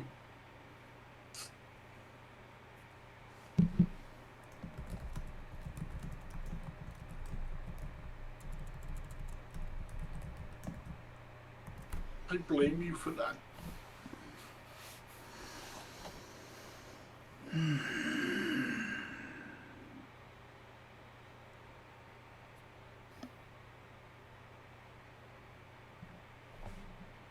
I do not say that you are right. I do not say that you are wrong. I do not remember nearly as well as I wish I could. I remember pain and loss in so many ways. From me, at me, within me.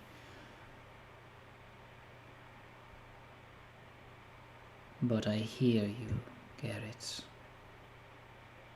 as I have not heard you in a long time. You blamed me.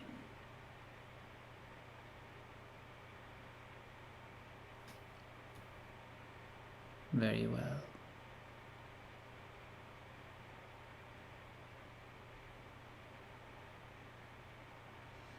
So be it.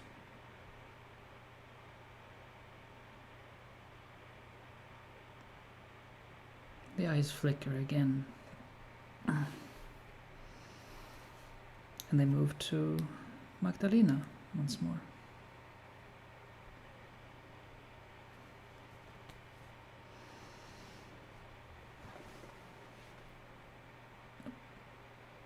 Brief blip in the camera.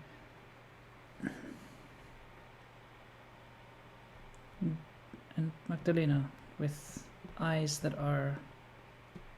The eyes for a brief moment still carry a sadness, a weight of the previous conversation.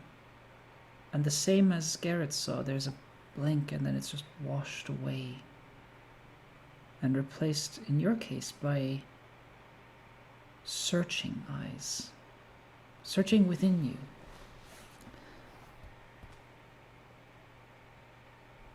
That evening,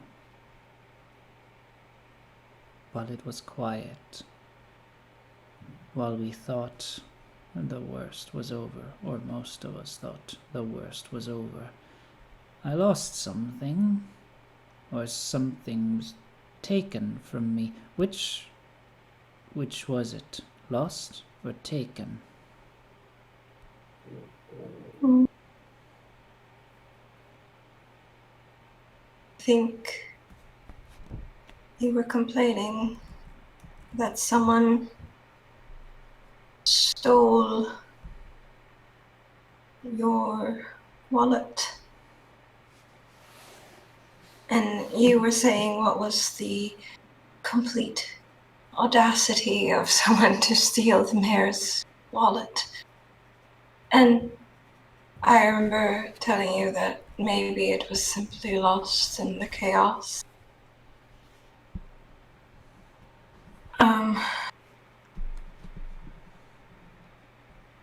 You were very angry about it, but I don't think you were angry about that. I think you were just projecting about the state of everything else.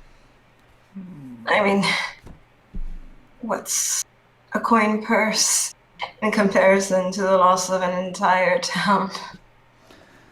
But You were angry about something else too. You had received a job opportunity to have a higher position in a larger town. And we were talking about moving there.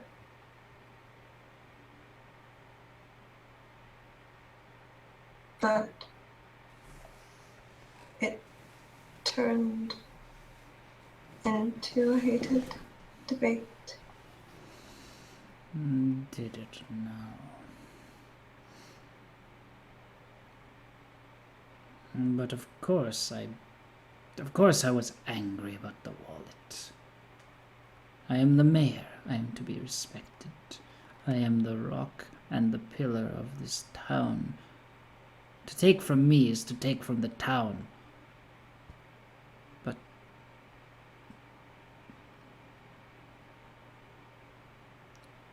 when I was offered a better position,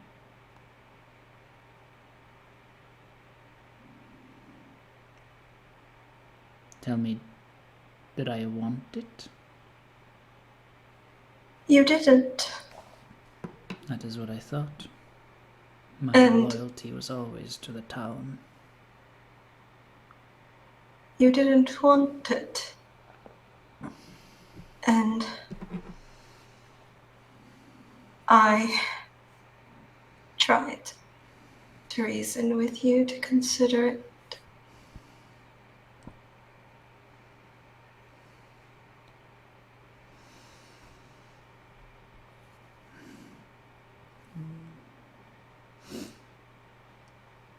Couldn't consider it at all. And then it simply became one thing after the other, and it was as if you were no longer you were just the mayor of this town the entire time. You had, as the years went by, you've lost semblance of who you were.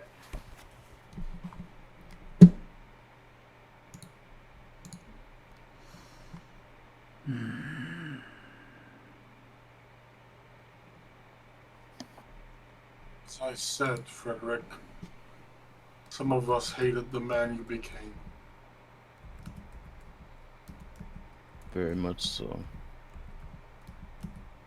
The anger you're showing now, this ghostly form, is not unlike the anger you had in the last years leading up to your death.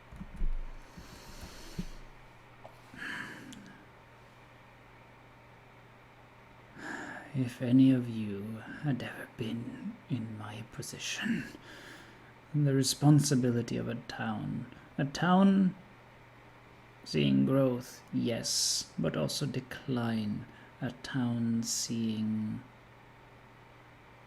a life teetering on the edge, always a step away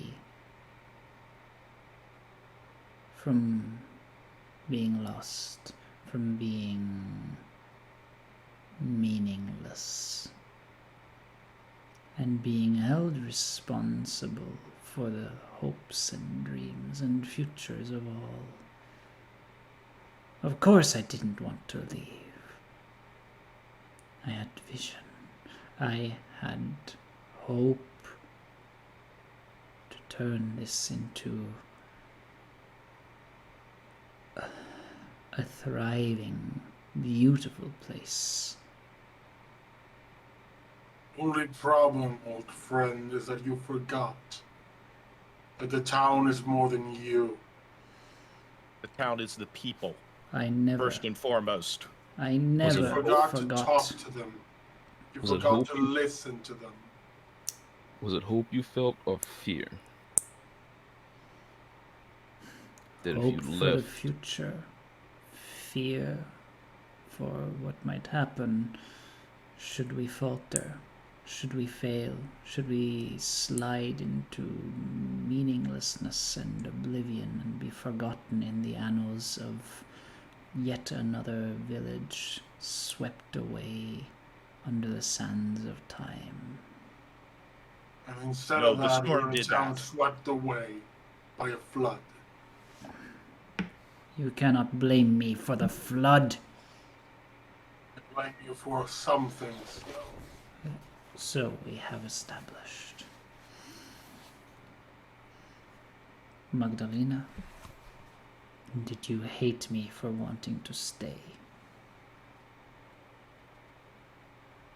Yes. You were once a man of ambition and focus. And yet, the more you became focused on this town, the less you actually did. And the more you just became stressed and angry and just overcome with what you need to do, and yet you circled around yourself doing nothing. And I thought going elsewhere would be better. And you were angry because you were not the one that had applied for this position, but I did for you on your behalf.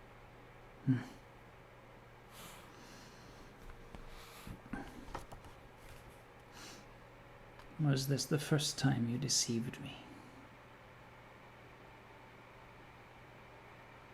It was the only time I'd call it deceit. And before then, I think our marriage was filled with a lot of white lies. I see. I see.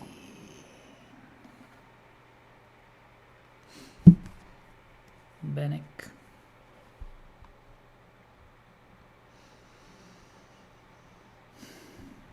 The weather had finally cleared up. People came outside. People had hope. Why did you stay inside, even though it had cleared up? because I had a sick brother to take care of.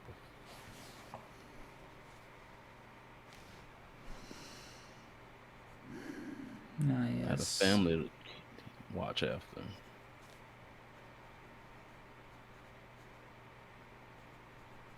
And I had to make sure the forge was secure.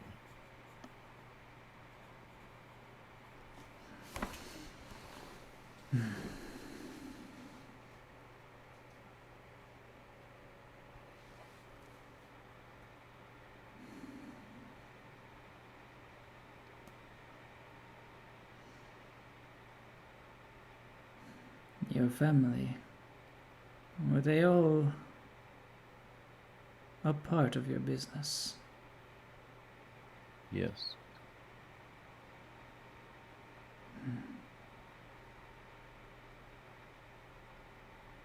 Family owned, operated.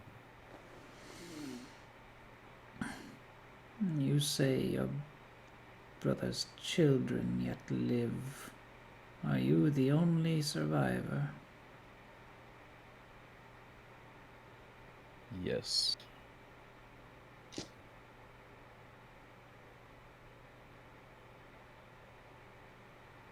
The eyes peer at you, and the ghost, being somewhat more aware of surroundings now and also a little more of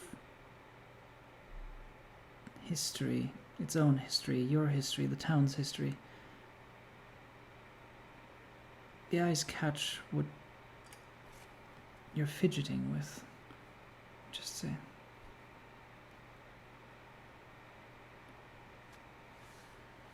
I know that piece. I know that piece that you have, that you hold. I know that I know it, but I don't remember how I know it.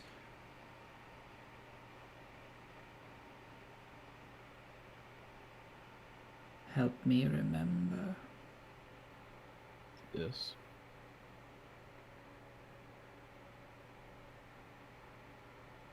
Came as a set. It belonged to Jacob.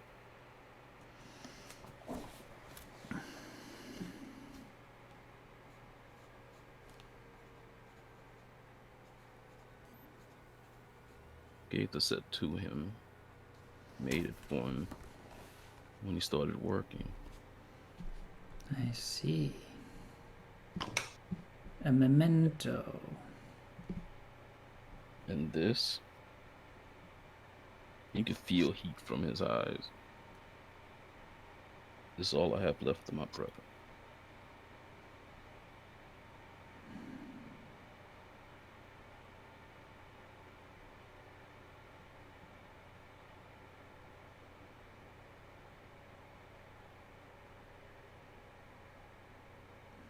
Do you also blame me, like Garrett does?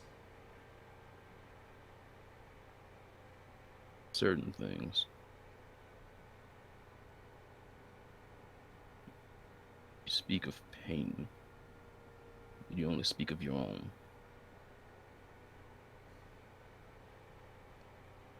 My own is all I have known for the past 3 years. I relive it every waking moment. I live pain. As I if you're the only feel one. pain. All I know is pain and the desire to escape, to move on, to be away. I do not want to be here. I And- hope we can and- release you so you can burn in hell. And he looks at Frederick, still eye contact. That's not my problem. No, but you're going to make it be all of our problem. Someone here. One of you, and you know, if you did this deed, you know you did it, and you know that this is your responsibility.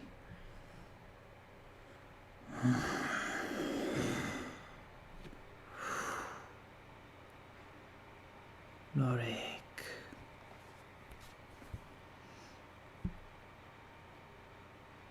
I do remember your disappointed face. I saw it. What happened that evening? What hurt you? I was still at the bar, and I was still in my drunken stupor. But I heard that the weather had lifted some. I forced myself to my feet and staggered out of the tavern. My thought at that moment was to go check on my wife and my child. And I remember trying to make my way to what was my home, to check on them, to make sure they were okay.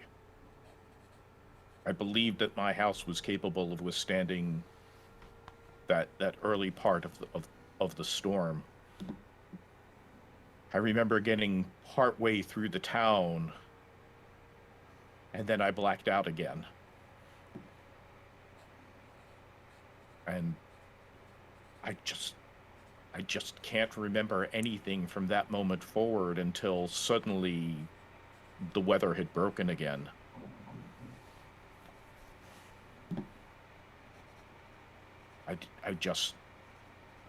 I was just too drunk to be able to be of any good to anyone.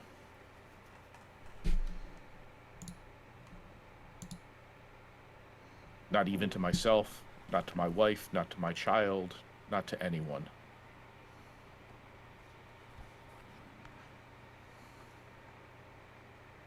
And I remember nothing other than passing out in the middle of the town until the weather had picked back up again. And I just cannot remember anything in that time. Did no one help you? Did no one assist you? I don't saw him remember. leaving, but it wasn't the first time. He walked, having had a few drinks too many. And as I said, Sarah was sick, so I was focused on her well-being. So no, I didn't help him. I suspect others knew of my drinking and just presumed that I would sleep it off. It would not have been the first time. And perhaps some in the town thought I deserved to be face down in the dirt for a while. No.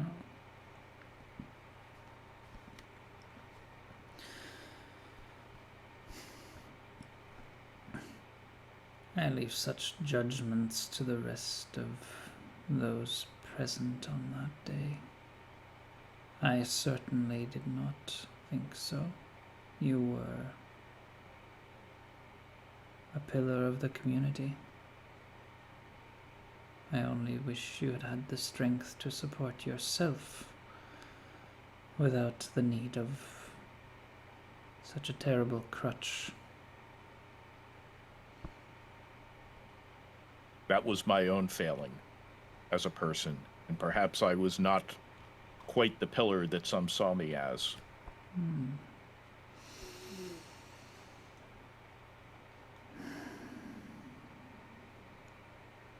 Still looked up to you, remembering before, and last I spoke to your wife, she was always certain that it's a dark period that will pass, and that this will be, and that you will return to how you were. And she still always spoke of you as a good husband. That one that has just fallen on hard times. That is something she will never see now. But Because I failed her. I ultimately failed her, and I failed our child. And if nothing else, that is my guilt. That is my shame. And that is the pain that I will never be able to let go.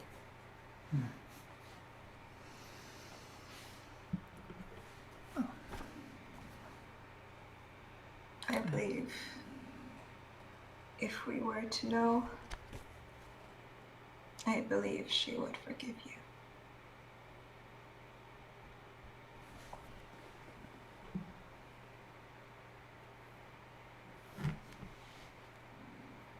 Maybe. But that is not why we are here.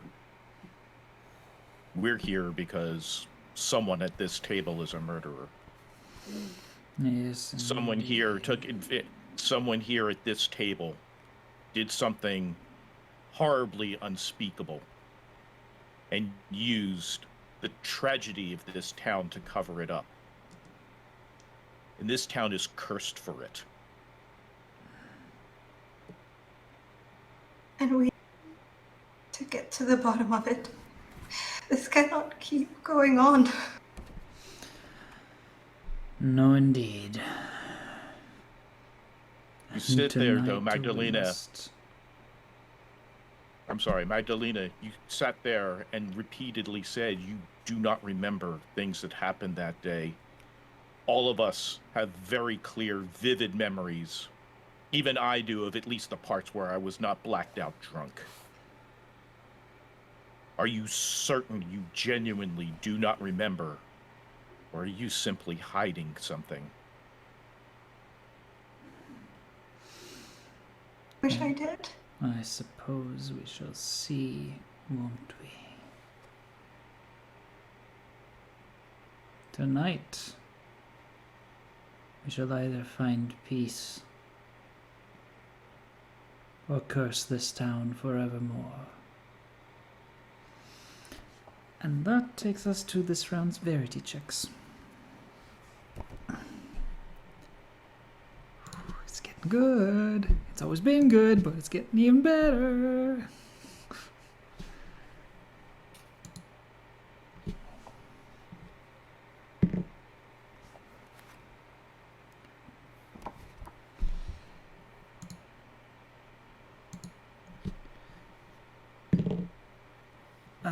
Also, just to check, Kevin, were you basically actively corroborating Lorik's story? Yes. Okay, we'll count that as the corroborate action then. Same way I corroborated the argument between Bannock and Frederick. Okay. Yeah, the previous one wouldn't have counted because the Wrath stage hadn't been unlocked, but in this case it is one of those actions that can determine whether or not a sympathy point gets given. So,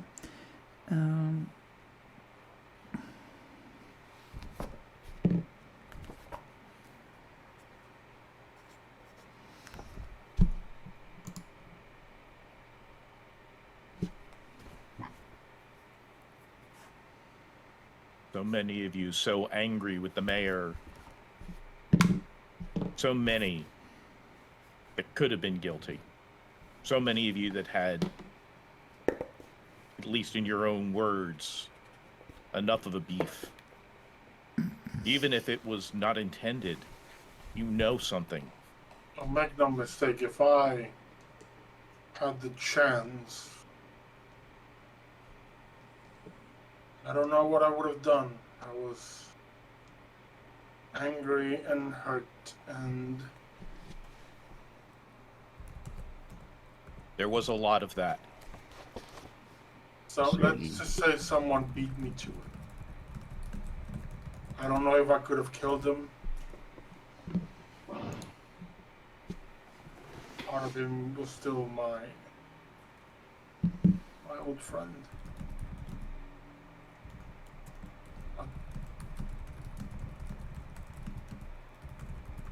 I didn't have the chance to be put in that position. After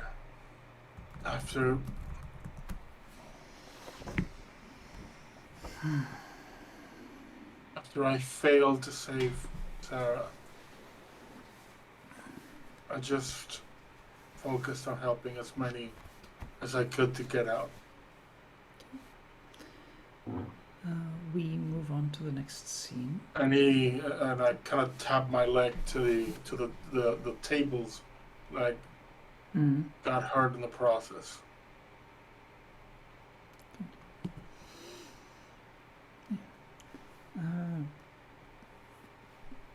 Moving on to the penultimate scene. Oh well, nearly penultimate.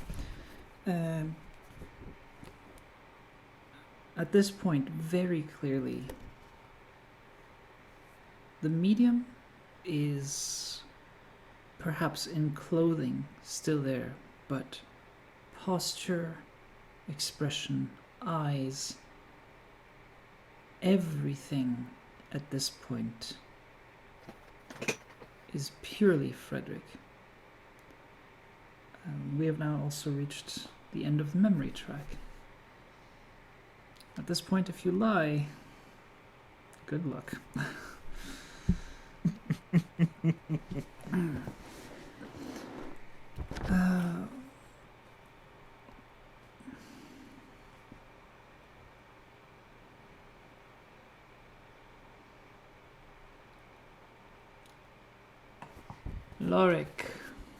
Lorik.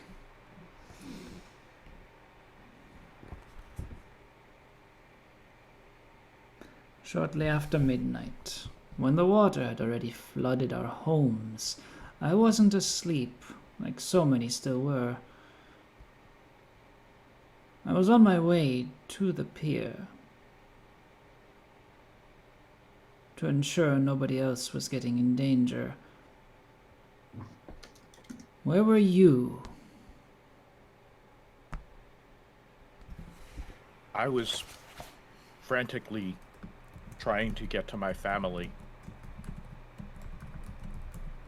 The weather had turned to the worst. I remember waking up and realizing that once again the alcohol had caused me to black out. And all of a sudden the realization of just how horrible things were. I needed to get home, I needed to get to my family, I needed to get to my wife and child. Wait. Didn't you just say before that you blacked out and you only came to when the weather had broken again? And everything was calm once more? No, I meant the weather had broken, that it had the storm had picked back up. That was a misunderstanding.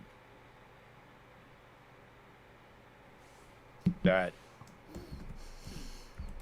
it was raining and the wind had picked up again. And it was definitely in the process of seeming worse than before. That I was trying to get to my family. I did not even realize that even in the first part of the storm, that my own home had already been destroyed. I was there in the ruins of my home, holding my beloved wife and child, and recognizing that I was not there for them when they needed me. At a time when I should have been a father and a husband. That I was just a drunk. That I was no good to anyone. And there was a part of me that was willing to sit there and just let whatever horrible thing happened in the weather just take me.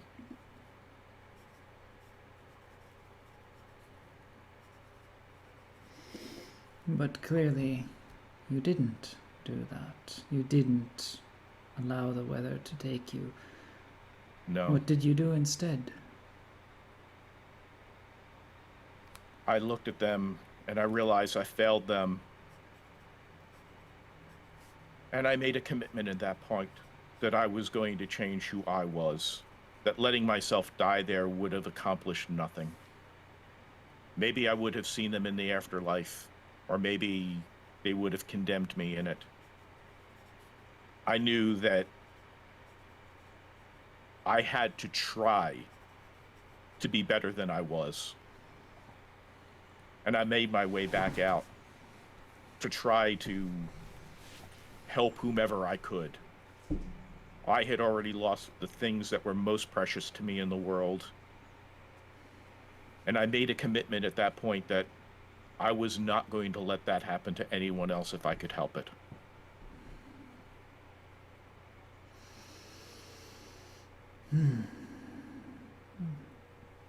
Very, very noble of you. I Assuming you speak I the remember. truth. I'm now remembering. Lorik, you were pulling me to go to safety, and I remember not wanting to. I remember running towards the chaos. I remember screaming as you were telling me to go back inside and away, and I wanted the storm to take me.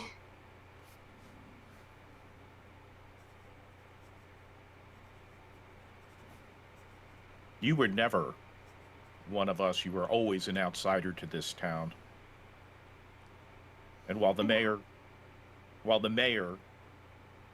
Frederick accepted you, took you as a wife, made you one of us, there was a part of it that never felt like you wanted to be here, that you never wanted to be one of us. And yet, in all of that chaos, you say you still don't remember everything. Magdalena? Well, I'm curious. What did you pray for before going to bed that night?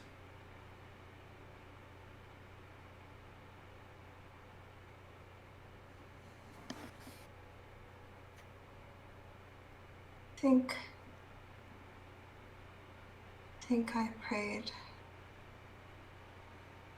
I prayed to die.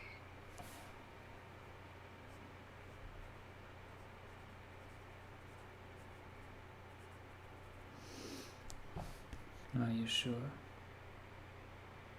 For your Yes. own or for my death? Did you want me gone so you could finally escape? Was that your true thinking?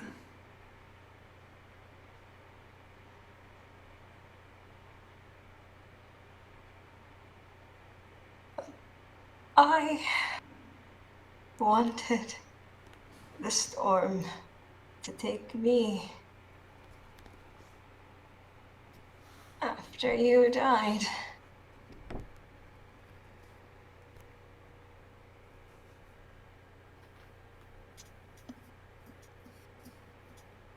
You knew of my death.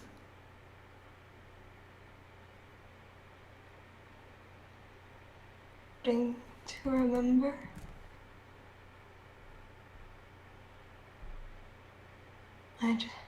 It's flickers and flashes, but I remember your blood on the ground.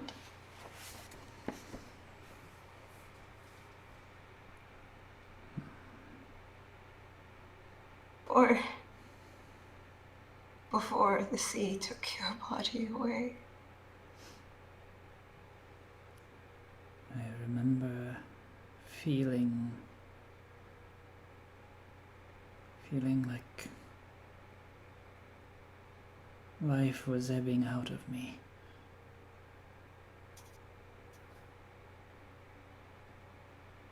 I wish I remembered the face of the one who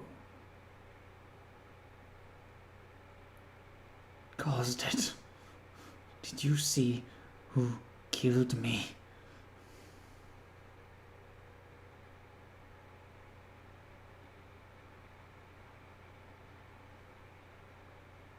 No. But in that moment, I couldn't very well see myself.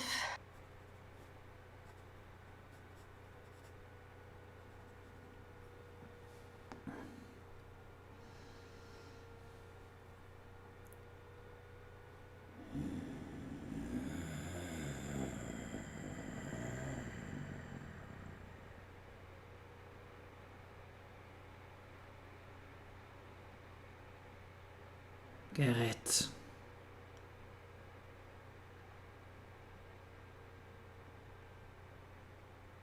The Yes. flood came.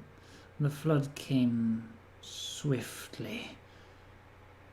Yes. But what was As it I that warned roused you from your sleep before the flood? I wasn't asleep. Remember, I warned you that the weather was going to turn again. I went in to check on my daughter, and as I was putting things away and making sure everybody left the tavern and went home to their families, warning them that this was just the beginning. I'm old. We were old. Let's see.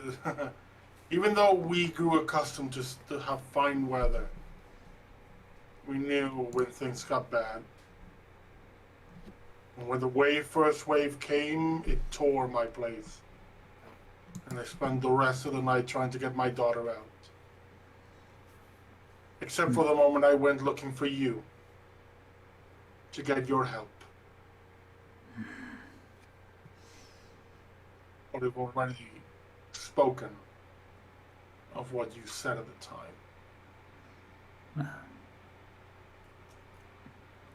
Perhaps you were the last person to see me alive. Or the last person to see me alive who didn't also take my life. Many words have been said here. I wonder just how much of it was true. Bennick.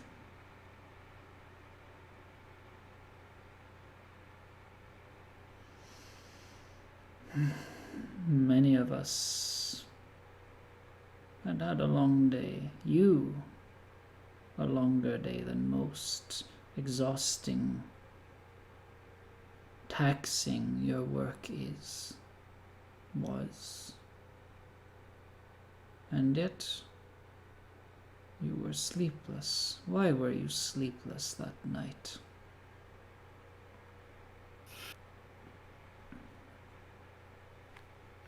After we secured the forge, the weather turned.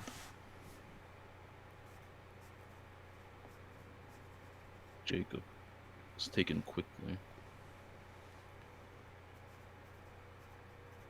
And I was too late in getting Atomo as he drowned in his bed.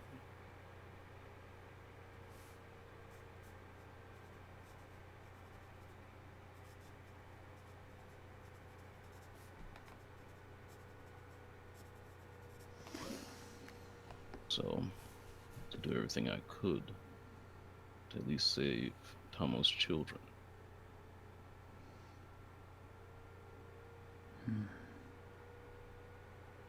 You went to save the children.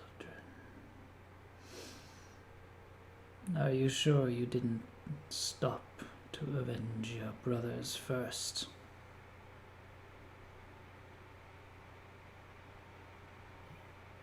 And you can see all the heat and the anger Bennick was feeling wash away, and you can feel a chill. After our altercation, you, Frederick, stopped mattering to me.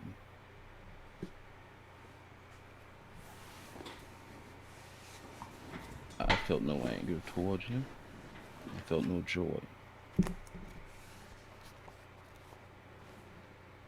And at that time, my only priority was my still living family.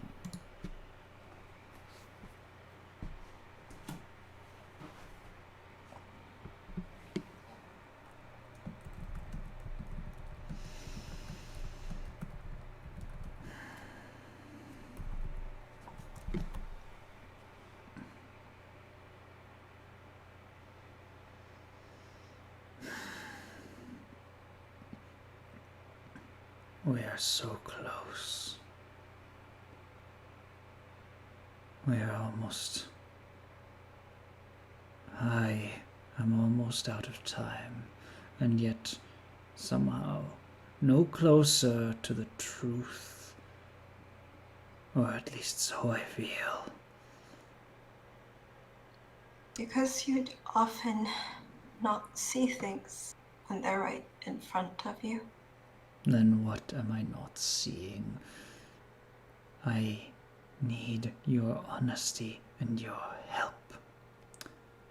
And that is your call for verity checks.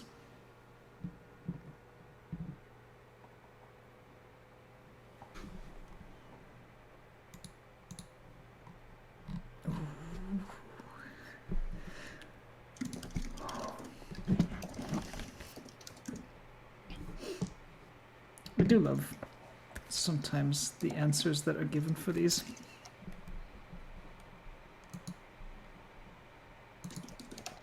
In all the games I've played, I think I've seen probably at least 20 different ways of being told that someone is being honest or not.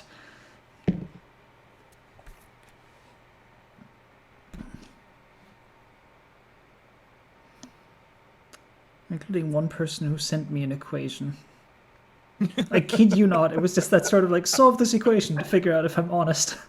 And it was a very simple one, it was like basic algebra, but it was genuinely an equation of solve this to find out. While you're in the middle of game mastering, I don't think you're expecting to suddenly solve algebra.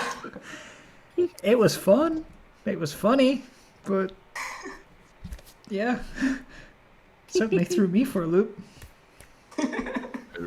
Murder mystery became a detective story. Pretty much. Sherlock that shit.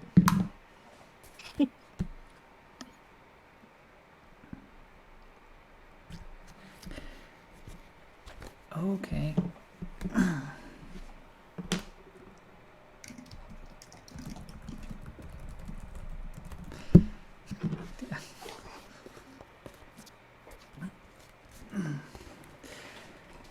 All right. So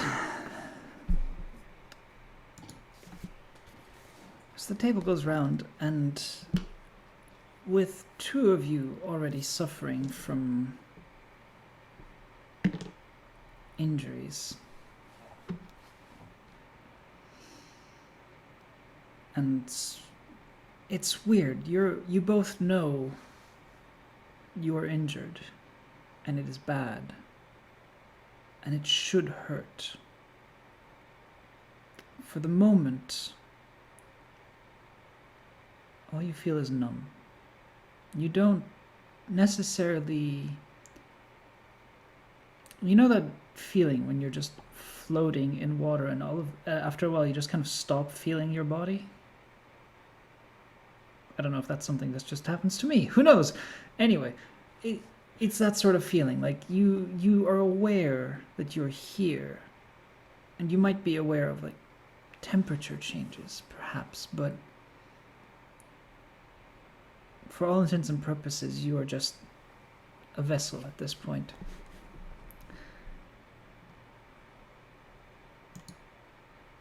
Until, that is,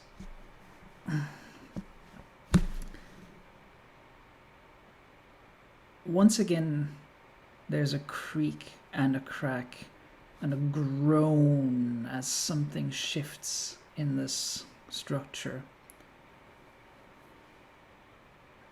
And where previously the notion that the roof was gone and the rain was hitting you was just a part of the phantasm, the groan now is accompanied by just a... As part of the timbers, one of the boards making up the roof snaps, and a sharpened piece about shaped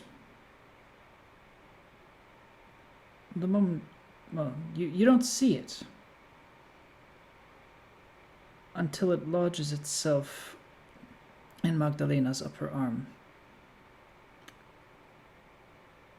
And as you look at it, it is clearly a piece of wood. And yet, the more you look at it, the more you wonder whether or not that's wood or bone. And Magdalena, you know you're bleeding, you know you're hurt, and you do take 1 point of harm. Because that brings the wrath meter to as full as it can be by the game's rules. Given the donations, this can still expand. Now we move on to one final round. One simple question. And as that happens to Magdalena, they do flinch in pain on impact. But I think everyone can also sense that there's some relief.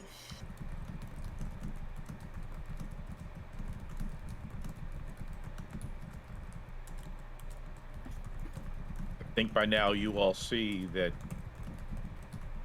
this murder has cursed this town, and it will eventually kill all of us. If any of you have any compassion left in your heart for the town, for the people, please, please, for the love of whatever you hold dear, speak up. Yes. Speak. The flood, it took so many. It took them so quickly. And the wind carried the screams of people and livestock. And I thought as I stood and faced the waves, I thought this was how I would die too. But I did not. The last thing I saw was the waters lapping up at the boards of the pier where I lay, my life escaping me. And the ghost looks over at Lorik first and asks, "Why did you not prevent my death?" I did not know where you were at the time. I was not there. I was elsewhere. I was helping others. I was trying to prevent the deaths of others. Magdalena, why did you not prevent my death? Even as a ghost, that you still won't listen. You still won't hear what's being said around you. How can you be blind, both in death and life?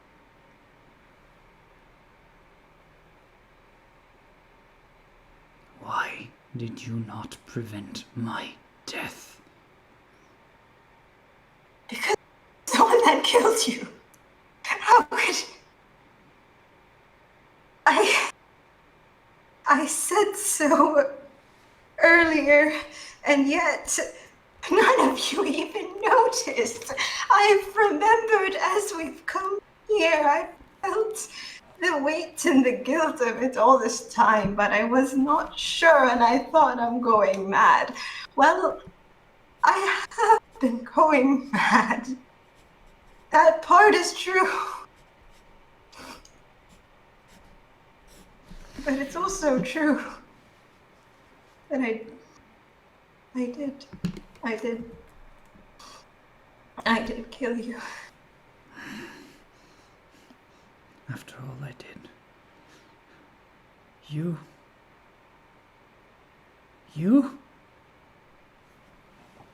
So, You? why, if it will end all of this and end this miserable life, just simply finish this off. And let them go. It does not matter why. It does not matter how we got here, but just finish all of this. Then let it end. Could it really have been you? And quick aside. I need one final verity check from you and you alone to tell me whether or not that confession was honest.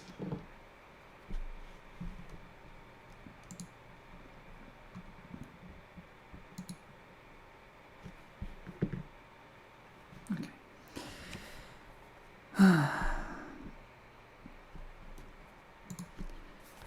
The ghost rises up.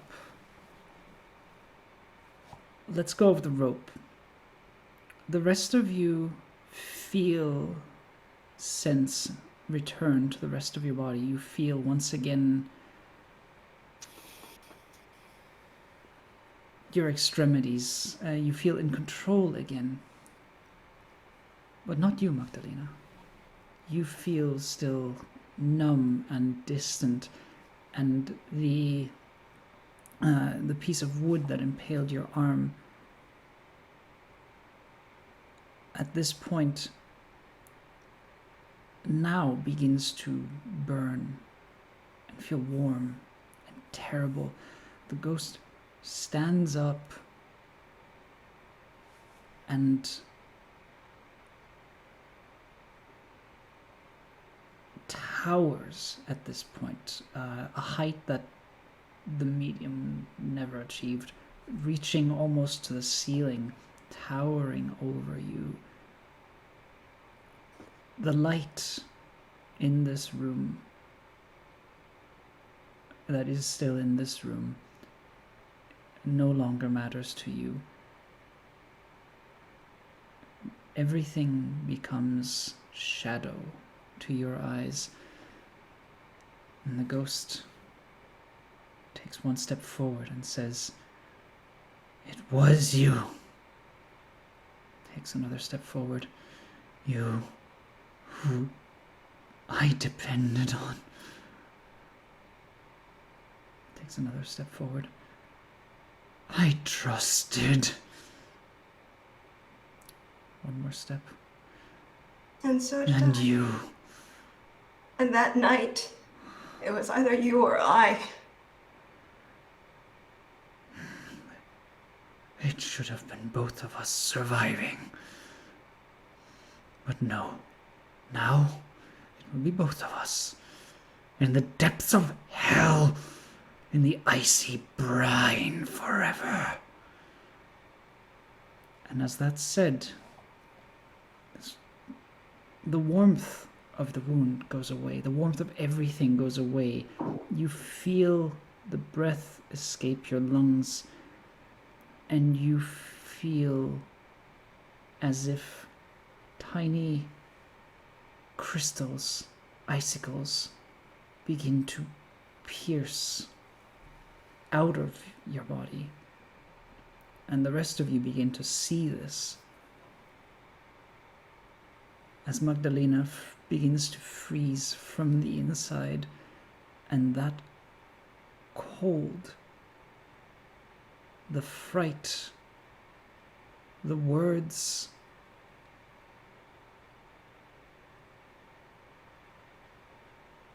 well, it takes you. It takes you. Before it And happens, when- can I step in? Can I step up to the ghost? After, because this Yeah, happens. I'm thinking more moving away than getting closer at this point. Because this happens, and Magdalena is left in the chair, is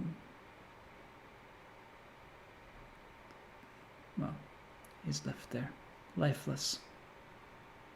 The ghost steps back and begins to sort of shrink down, the wrath slowly evaporating. If there is anything you'd like to say, you have a few short moments before. I just look at Francis. She may have killed you, but you died from your own failings. I wish that you find no rest. Same.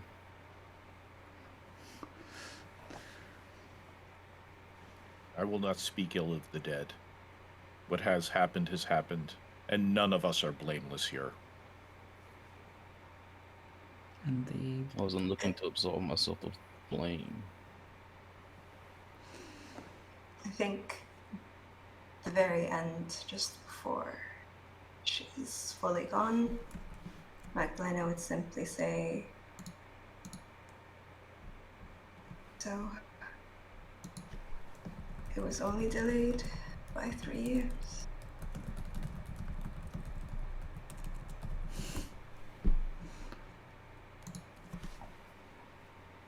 And I think that's a wonderful moment to end.